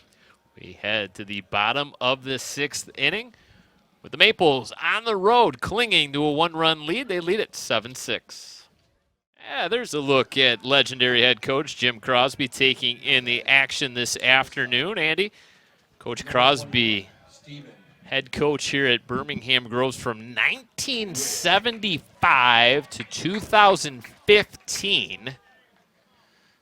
Yeah. 40 years at the helm. He compiled a record of 719 wins, 507 losses, and 6 ties as McEachern wins the race to first base.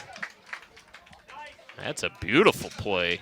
Yeah, this was textbook. He gets over there, and McEachern does a nice job of covering first, and they get the very speedy Whitted, who he's been a terror at the plate today, and this one looks like he might have been able to beat it out. He gets down there quickly, just like always, but the throw was on time, and they got him by a couple steps.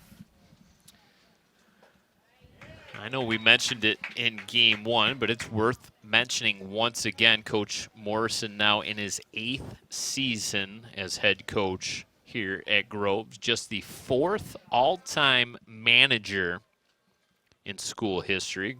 Coach Crosby, those 40 years at Dave Gottschalk for 10 seasons.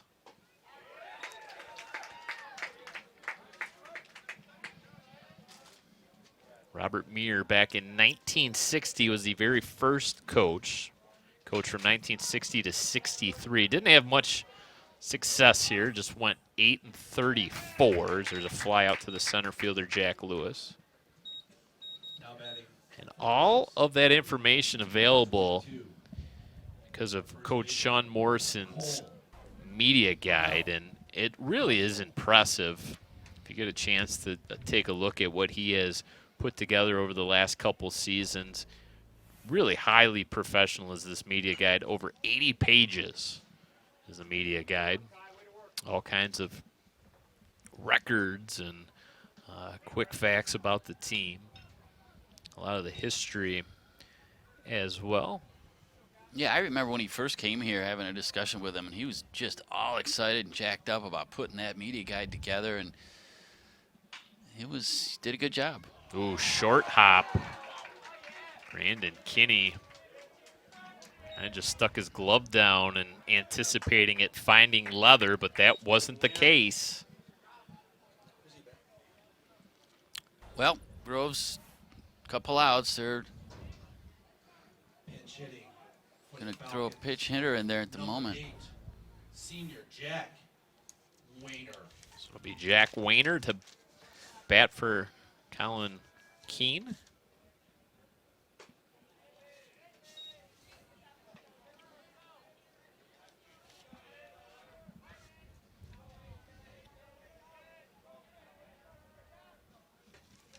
See if Coach Morrison's pressing the right buttons late here in this ball game. Starting to run out of opportunities with 2 down in the 6th inning. Called strike, 2 balls, 1 strike, the count on Wayner.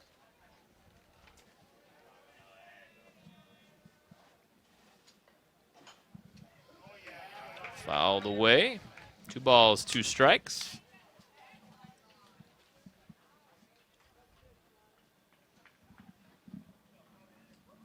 Kekkerin in for his 2nd inning of work in relief. Finds the outer corner for a called strike. Big strikeout there for McEachern. As we quickly move on to the 7th inning, Maples still in front, 7-6. The heart of the Maple lineup to bat here in the top of the 7th inning. 4, 5, 6. Colton Kinney, Grandin Kinney, Jack Holgrave. Maple's looking for some insurance. Whitted. Chest high bounce. Across the diamond. 1 up, 1 down on 1 pitch.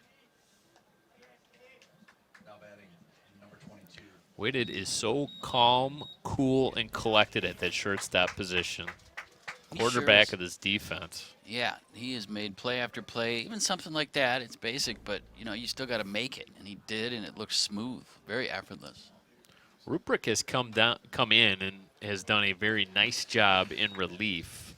Yeah, he sure has. The Seaholm Maples have only scored 1 run in the last 4 innings after the 2-3 spots they put up in the 1st and 2nd. So, as you say, Brad, excellent job. Real stability at pitcher for Groves, which has given them the chance to get back in this one. Stojanovic only able to give Sean Morrison 2 innings. Ruprecht now in his 5th inning of work. He's given up 1 run. Struck out a couple. There's a ball through the box into center field. A single for Grandin Kinney, and he has had himself a day at the plate. 3 for 4, a couple singles, a double, a run scored, and an RBI. And I would say it's safe to say he is kind of making a case for BACB Sports Player of the Game if the score holds as it is right now. Yeah, he's got that oven mitt on out there. Over on first base. Protect those hands. Jack Holgrave at the plate, 1 for 3. Takes a look at a pitch outside.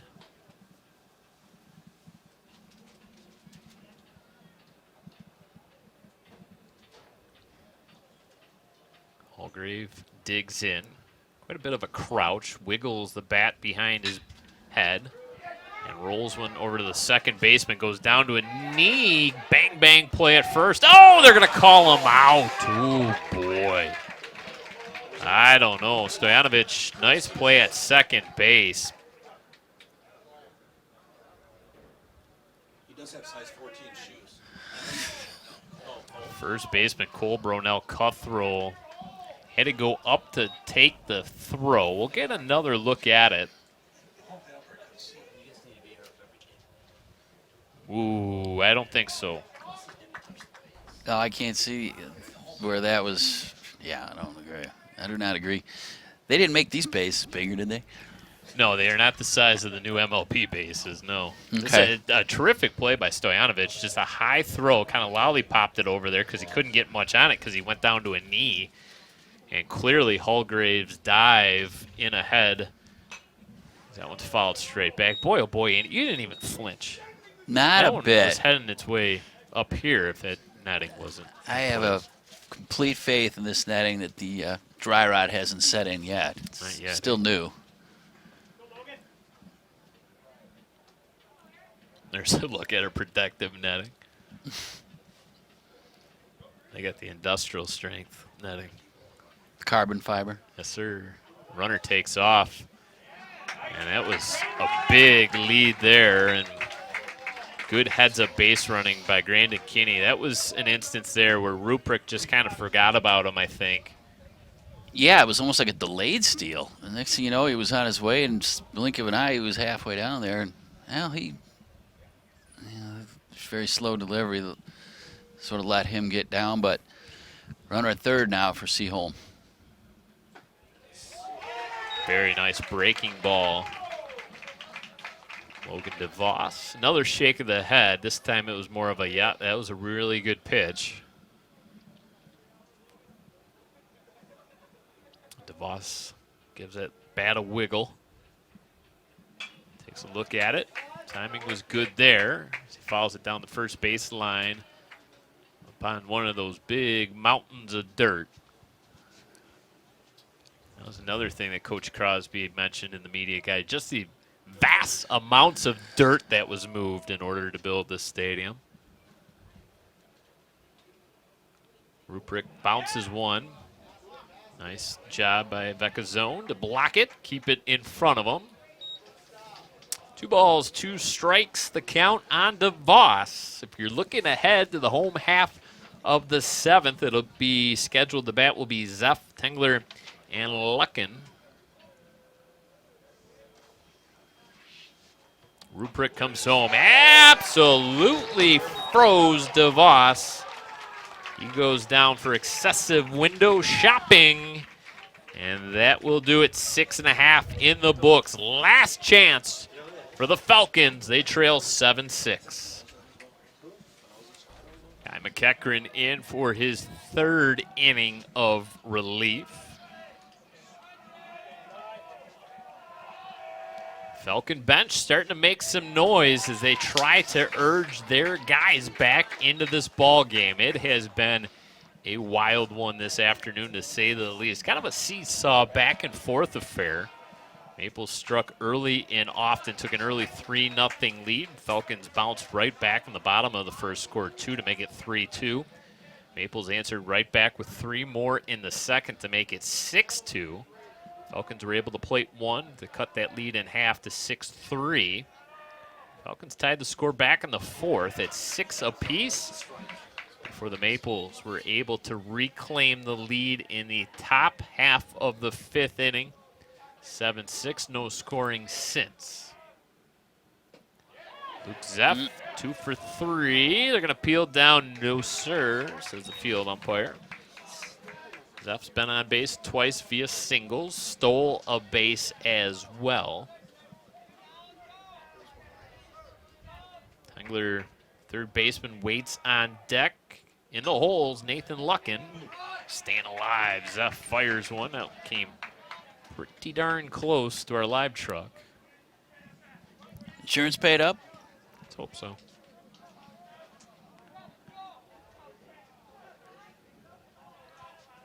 McEachran comes home with the 2-2, misses away. We'll fill it up. Let's go, Zephyr.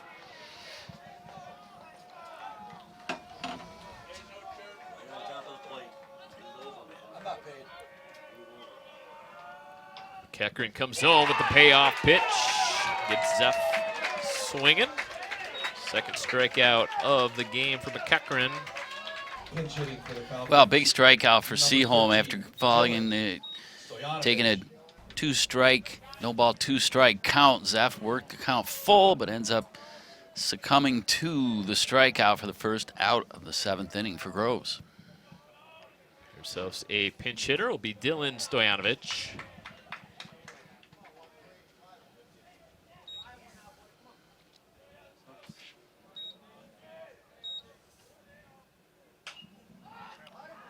That inside pitch, turns it over, hammers it down the third baseline. Into the land of the desert. At motocross court, yeah, over there. Looks like Lost in Space. You want to do some jumps later, Andy? Sure. Like the surface of the moon, perhaps, over there? As I remember it, yeah, I think that's about what it looks like. 2 balls, 1 strike. Stoyanovich pops it up. We'll see if Wolfson's got a play on it. Look out. Wolfson runs out of real estate. And 2 rows deep. Put a dent in the brand new bleachers. Tom Flynn is not going to be pleased. Fan from Royal Oak took that one home. That's right. Or maybe perhaps Happy Valley. She's got a Penn State shirt on. Stojanovic again fouls it away. So good little battle here between McEachran and Stojanovic. And finally it's won by McEachran. Back-to-back strikeouts, his 3rd. And it'll leave things up to Nathan Luckin. Number 23, Nathan Luckin.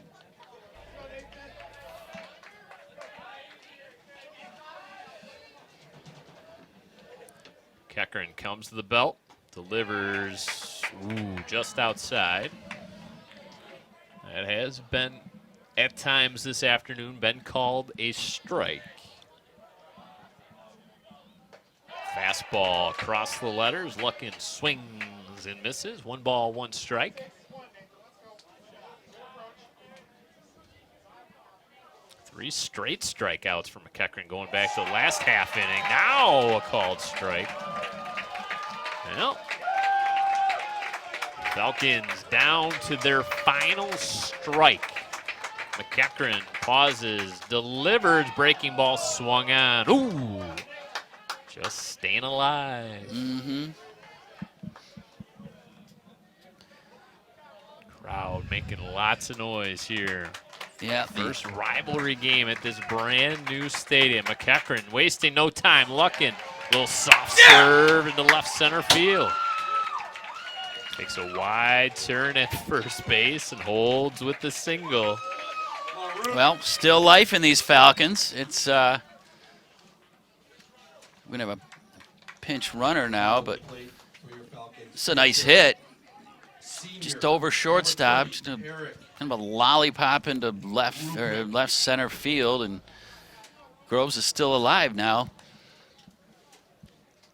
They'll bring up Eric Ruprecht, the pitcher.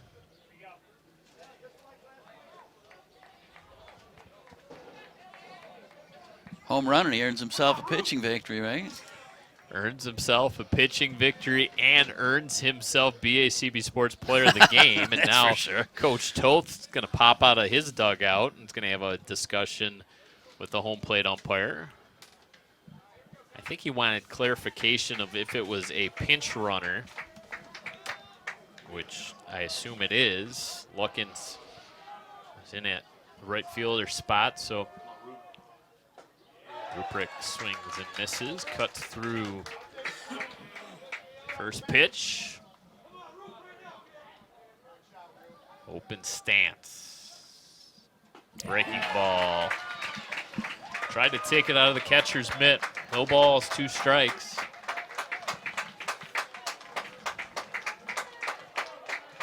McEachran glances over at the base runner at first. Comes home with the 0-2 pitch. Ruprecht pops it up. Mile into the sky. The first baseman, Kinney, calls for it. Oh, no! My! And the runner's going to sprint home. Well, that's unexpected. Somebody's got to take charge of it. Kinney calling for it. In the major leagues, the pitcher's getting out of the way of that ball, but McEachran and Kinney both coming together. Well, this looked like the game. It was over, in fact. Just a looping pop-up to the pitcher's mound, and that is never the pitcher's ball. They always peel off. It should have been first, but not enough communication going on out there, and it cost them. It may have cost them the victory. They don't have that 7th run up on the board yet, but it is tied. And it would be a shocking comeback for Groves to pull this out at this point, considering the turn of events that have been occurring throughout the game, but especially this half inning. Well, defensive miscues have been the story of this game. The Yeah. Maples are going to have to look at themselves this evening and glance back at their defensive efforts.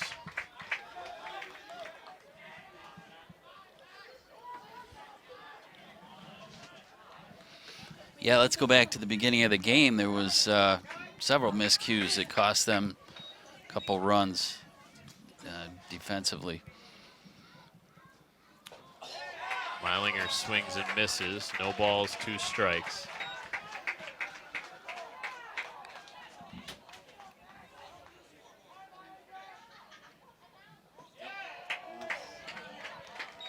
Living dangerously out there.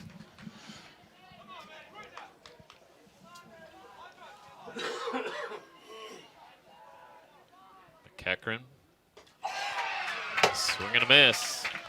So we will have extra innings. Groves able to score on a crazy play. McEachran ends up striking out the side, but we'll head to the 8th, tied up at 7 apiece. Kai McEachran to lead things off here in the top of the 8th inning.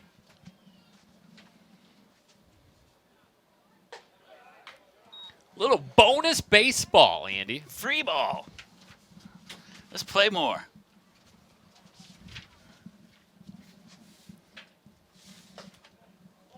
Leading off. Well, I think there should be more play in the world. Less work, more play. You think it's worth mentioning that 2006 game? The one that went 15 innings? Yeah, went 15 innings and was called a tie. Well, I think we should make it up right now how long we're going to go. And 15's not the number. We do have lights now, so I can assure you we won't have a tie. We could be here tomorrow still? Is that Yeah. what you're saying? That's the beauty of baseball. Just keep playing. You just have, there's no clock, right? How about Ruprecht? What a job. He's working into the 6th inning. Stoyanovich went 2. And right on cue, McEachran works a walk.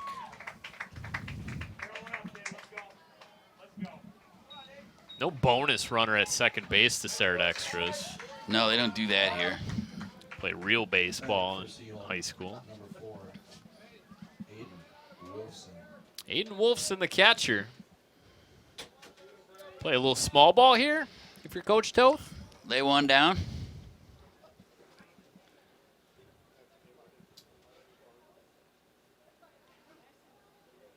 Ruprecht squares around, brings the bat back. And it's a little bit of a chess match going back and forth. You know Ruprecht held on to that baseball a beat longer to see if he could get Wolfson To commit. exactly. He wanted to see if Wolfson was squaring around to bunt. And he brings it back again, takes a called strike. Third baseman Stoyanovich now, he comes in charging. That's worth He's squaring mentioning. around, but he's not actually offering. It's sort of, maybe he's trying to throw Ruprecht off a little bit, too, his timing. Well, he offered that time, but he sends it foul. Nope, now you got to take the bunt off.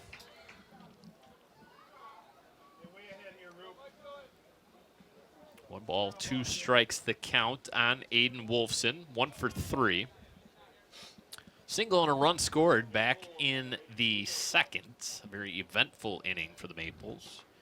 Saw them score 3. 2 ground out outs.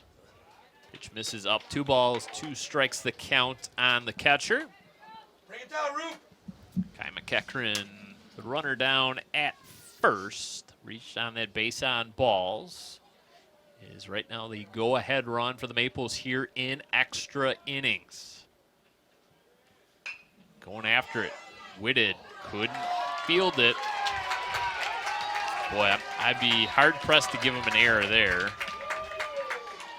Well, he's a victim of his own success. He's done so well today and made so many incredible plays. And going back to Tuesday as well, he's just a smooth fielder out there. You expect him to make every play.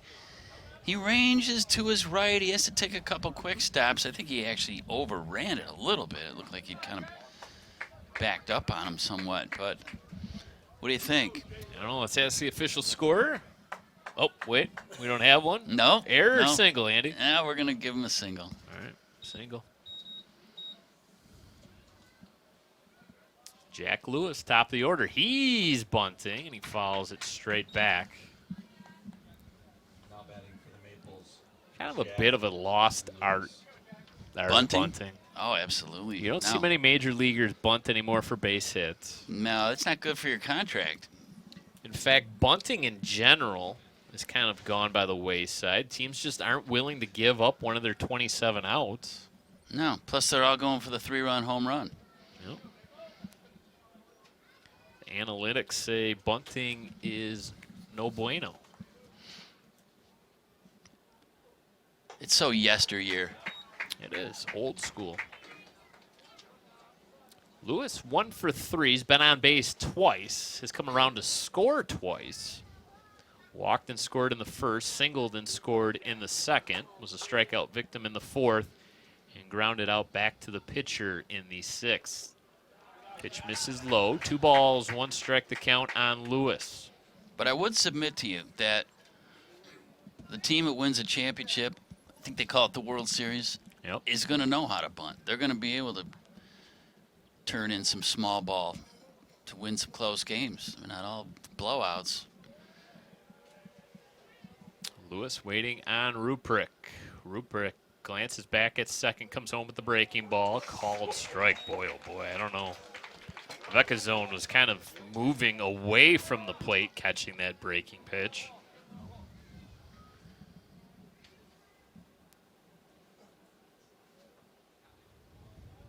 Kekkerin, the runner at second. Courtesy runner for the catcher is at first. Whitted moves in behind McEachern at second. This pitch does miss out of the zone. We'll fill it up. Full count. Courtesy runner is Jack Kelly down at first base.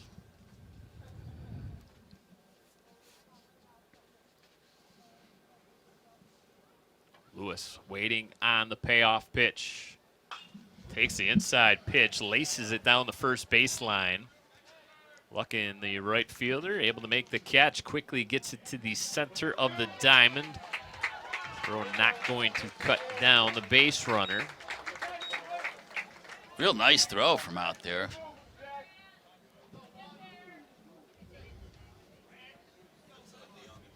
Leung has moved to right field. I apologize. So Leung came in as a runner for Luckin.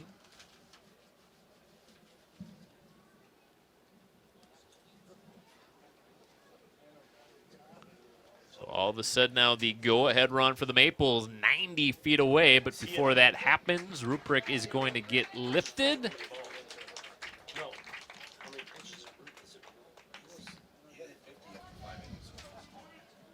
And while the new relief pitcher gets his tune-up tosses in, we'll take a quick break here on BACB Sports. Nathan Luckin in for relief of Eric Ruprick. Ruprick moves to right field. Leung comes out of the game. Runners on the corners for the Maples. A go-ahead run 90 feet away. It's Kai McEachern down at third base. Aiden Wolfson, the runner at first. Courtesy runner for Wolfson, as a matter of fact. Might try and squeeze him home, Brad. Jack Kelly. Ooh, you like that play, huh? Grant We'll Welch, see. a little safety squeeze, Kind maybe? of the double steal even with 1 out. Welch takes a look good. Pitcher's pitch on the outer black.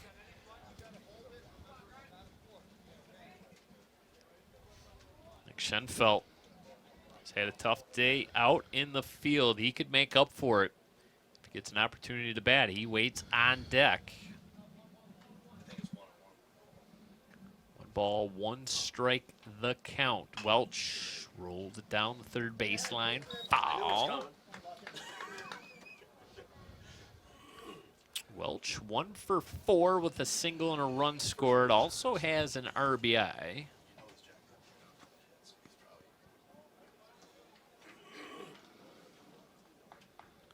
Luckin. From the stretch, bounces it in. Takes a big bounce off the backstop. It will not matter. McEachern crosses home plate. Go ahead run. Wild pitch. Courtesy runner Jack Kelly moves down to second base. Well, this one gets away from Lucken a little bit. He bounces it up in front of home plate, and Seaholm easily puts that lead run. They've had that run, that lead a number of times today, but never more important than now. All straight back.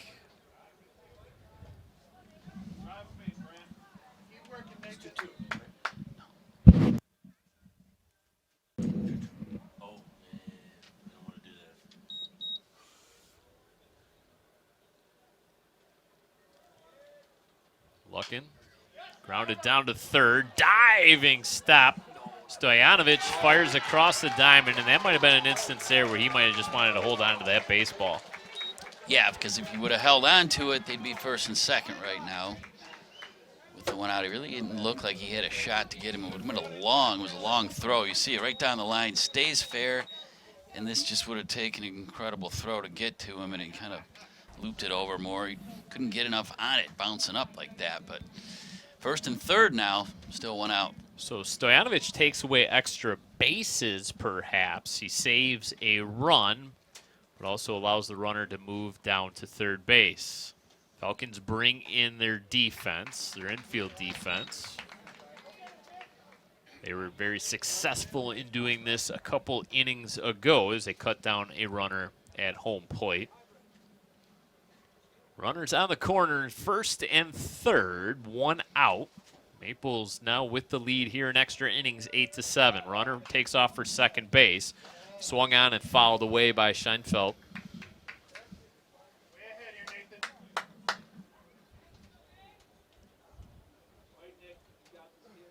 Colton Kinney waits on deck. Colton Kinney 2 for 4 on the afternoon. Schenefeld looking for his first hit of the game. He's currently 0 for 2. Productive out with a sac fly RBI, and also had a walk. Came around to score back in the first. Keep it closed.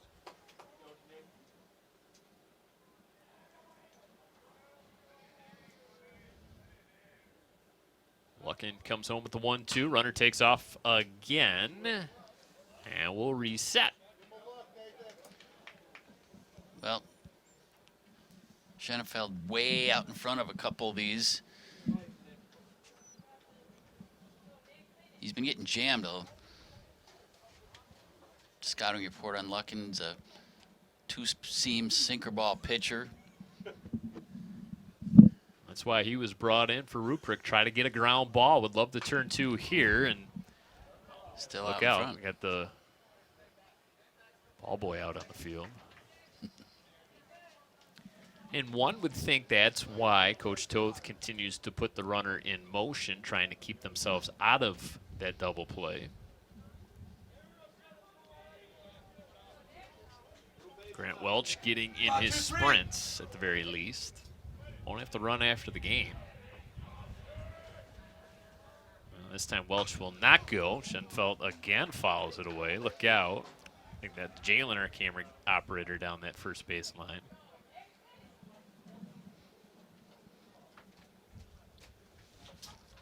Got David up top here. Who else we got? Mike Kottmeyer working the first base lines. Dan Sigler was out in center field. Now he's working the third base camera. Welch takes off. Schenefeld grounds one to the second baseman. Whitted couldn't get the ball out of his glove. Whitted couldn't get the ball out of his glove.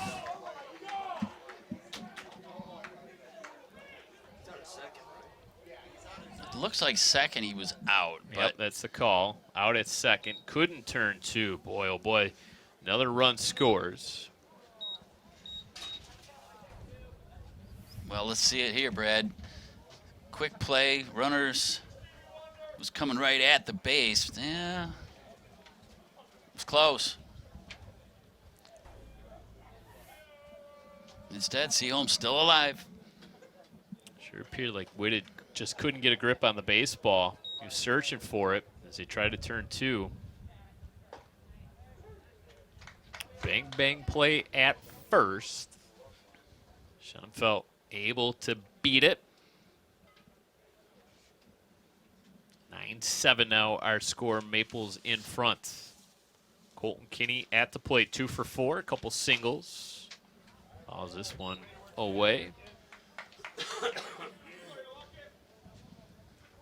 Surprisingly high amount of close plays. Yeah, we've had plays at afternoon and bang evening. plays at first, a couple plays at the plate, some violence at the plate, Near ejection. near ejections, coaches yelling. Double switches. I mean, you name it.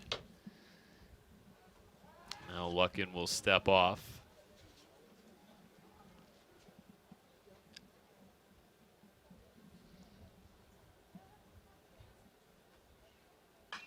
Colton Kinney goes down and gets it, fouls it away.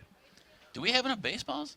We also had the first strikeout of Colton Kinney's season. And that's there's a milestone. Don't forget extra innings. Extra innings, yeah. What a way to break in the new field here at Birmingham Groves. As Kinney goes down swinging for the second time in this ball game. Well, Maples able to do some damage in extras. They lead at 9-7. We'll head to the bottom of the 8th inning. Once again, last chance for the Falcons. We'll see if they can extend it to the 9th. That'll be next right here on BACB Sports. Continue our coverage here on Bloomfield Community Television. Big thank you to our talented crew this evening. Working some extra hours, and as we head to the bottom of the 8th inning. Yeah, we're in overtime. Absolutely. Well, It avoids the they call inside pitch. it extra innings, but we're working overtime. We are clearly working overtime. You know what, Andy? There's no place I'd rather be. And calling baseball? Love it. Absolutely. This is our sweet spot for the sports calendar. We love all the sports, all of them. 1-2 count. Kai McEachran working from that first base side of the rubber. Baseball, though, just has a symbolic edge to it, being the summer sport. And the weather's getting warmer, and sitting out at the game and having a hot dog. And can't beat it. Whitted. Laces one into left field. In front of Logan DeVos. Lead off single for Stephen Whitted. Falcons aren't going to go away easy. Well, Whitted's their spark plug, and he's made play after play in the field. And here it's another nice piece of hitting. He goes down to get that one and just punches it out to left field. Finds himself on first base. Nobody out. Evan Stoyanovich. Off the end of the bat. And they're going to get the lead runner at second. That's all they will get.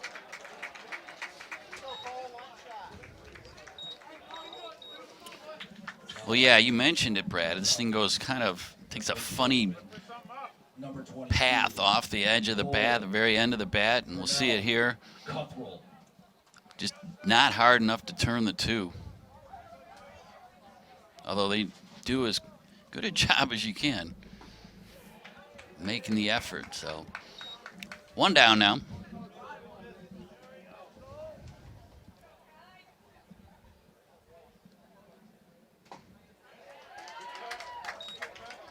Ronell Cuthrell swings through that pitch. Jack Wayner on deck. Wayner came in for Colin Keene.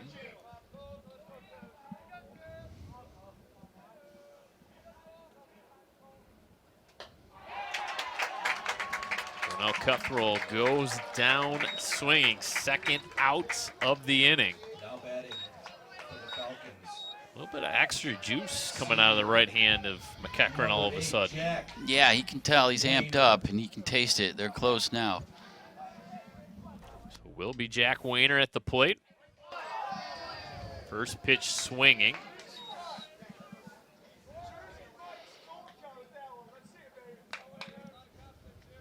9-7 our score. Maples in front. Wayner chops one in front of home plate. Wolfson overruns it. Boy, oh boy. I'll tell you what, the final out of this ball game has been hard to come by. It's always the hardest out, right? The last one's always the hardest out to get. And this one is no exception to what we saw with that pop-up to the mound earlier. Boy, you think the game is over, and all of a sudden it's not over. Been on it. Yeah, a lot of English. It checked backed up on him. That was like your wedge shot, Brad. Yep, one of my lob wedges. A little flop shot. Man, backed it up nice. We're still alive. Everybody's still playing. Luke Zeff now the center fielder. And now we get time asked for, I don't know, would home plate umpire threw his hands up and kind of pointed down the third baseline.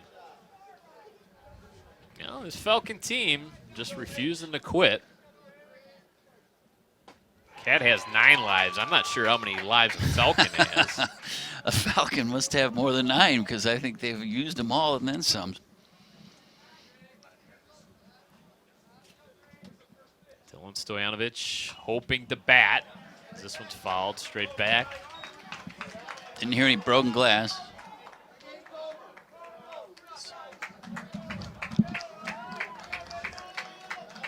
While you're here, Luke. No balls, 2 strikes. Once again, Groves down to their final strike. Kekrin comes home with it, and they ring Zeff up.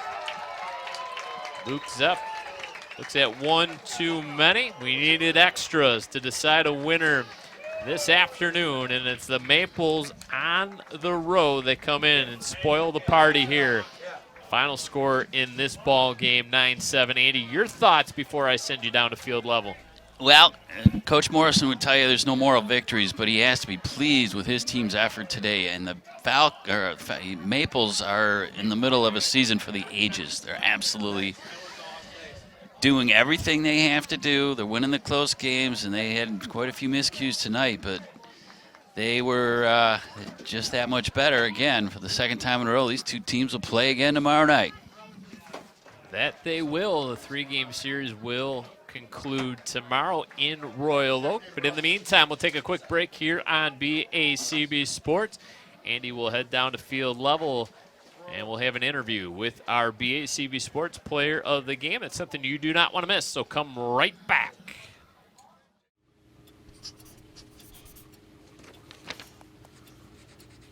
If you love them enough to relearn math so you can teach them math, then surely you'll check nhtsa.gov/the right seat to make sure they're correctly buckled in the back seat.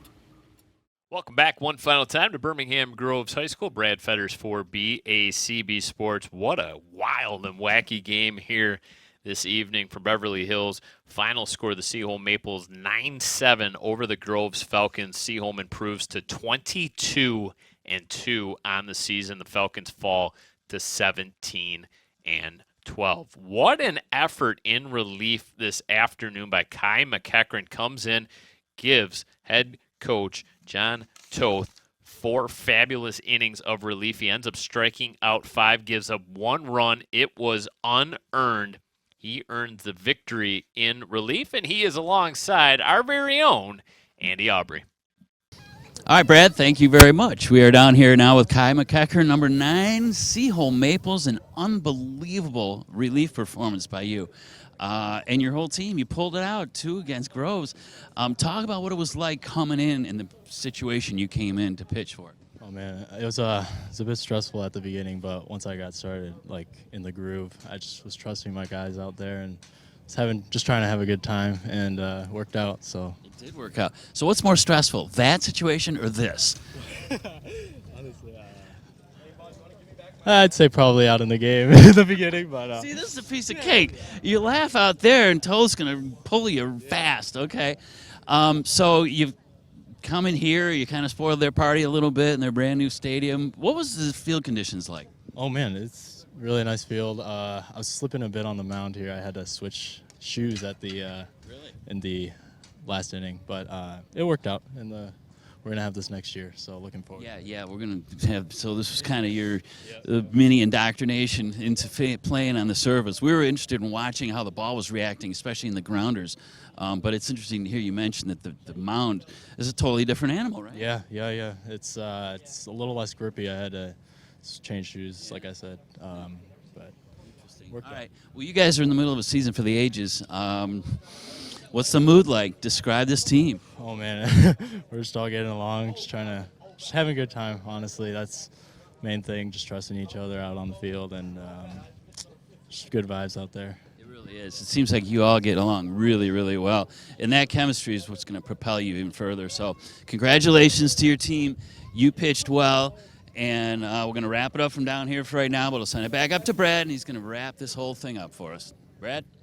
Big congratulations to Kai McEachran, our BACB Sports Player of the Game. A big thank you as well to my broadcast partner, Andy Aubrey. Fabulous job as always. Big thank you to the rest of our BACB Sports crew. The Seaholm Maples take Game 2 of this 3-game set. Groves Falcons will look to salvage at least one victory in this 3-game series tomorrow night in Royal Oak. And then both teams can begin to look forward to the district playoffs. Groves knows who their opponent will be in the district semifinals. It will be Brother Rice. Seaholm will be on the opposite side of the bracket and will take on Southfield A&T. We wish both of these teams good luck in the postseason. Hope that either one of them will go on a big, long run in the postseason. Until then, good luck to both teams. A big thank you to all of our viewers all year long here on BACB Sports. It was another fabulous sports year here in our two rival schools, Groves Falcons and the Seaholm Maples. Once again, the final score from Falcon Field, Seaholm Maples 9, the Falcons of Birmingham Groves 7. Thank you so much for watching. We will see you next year.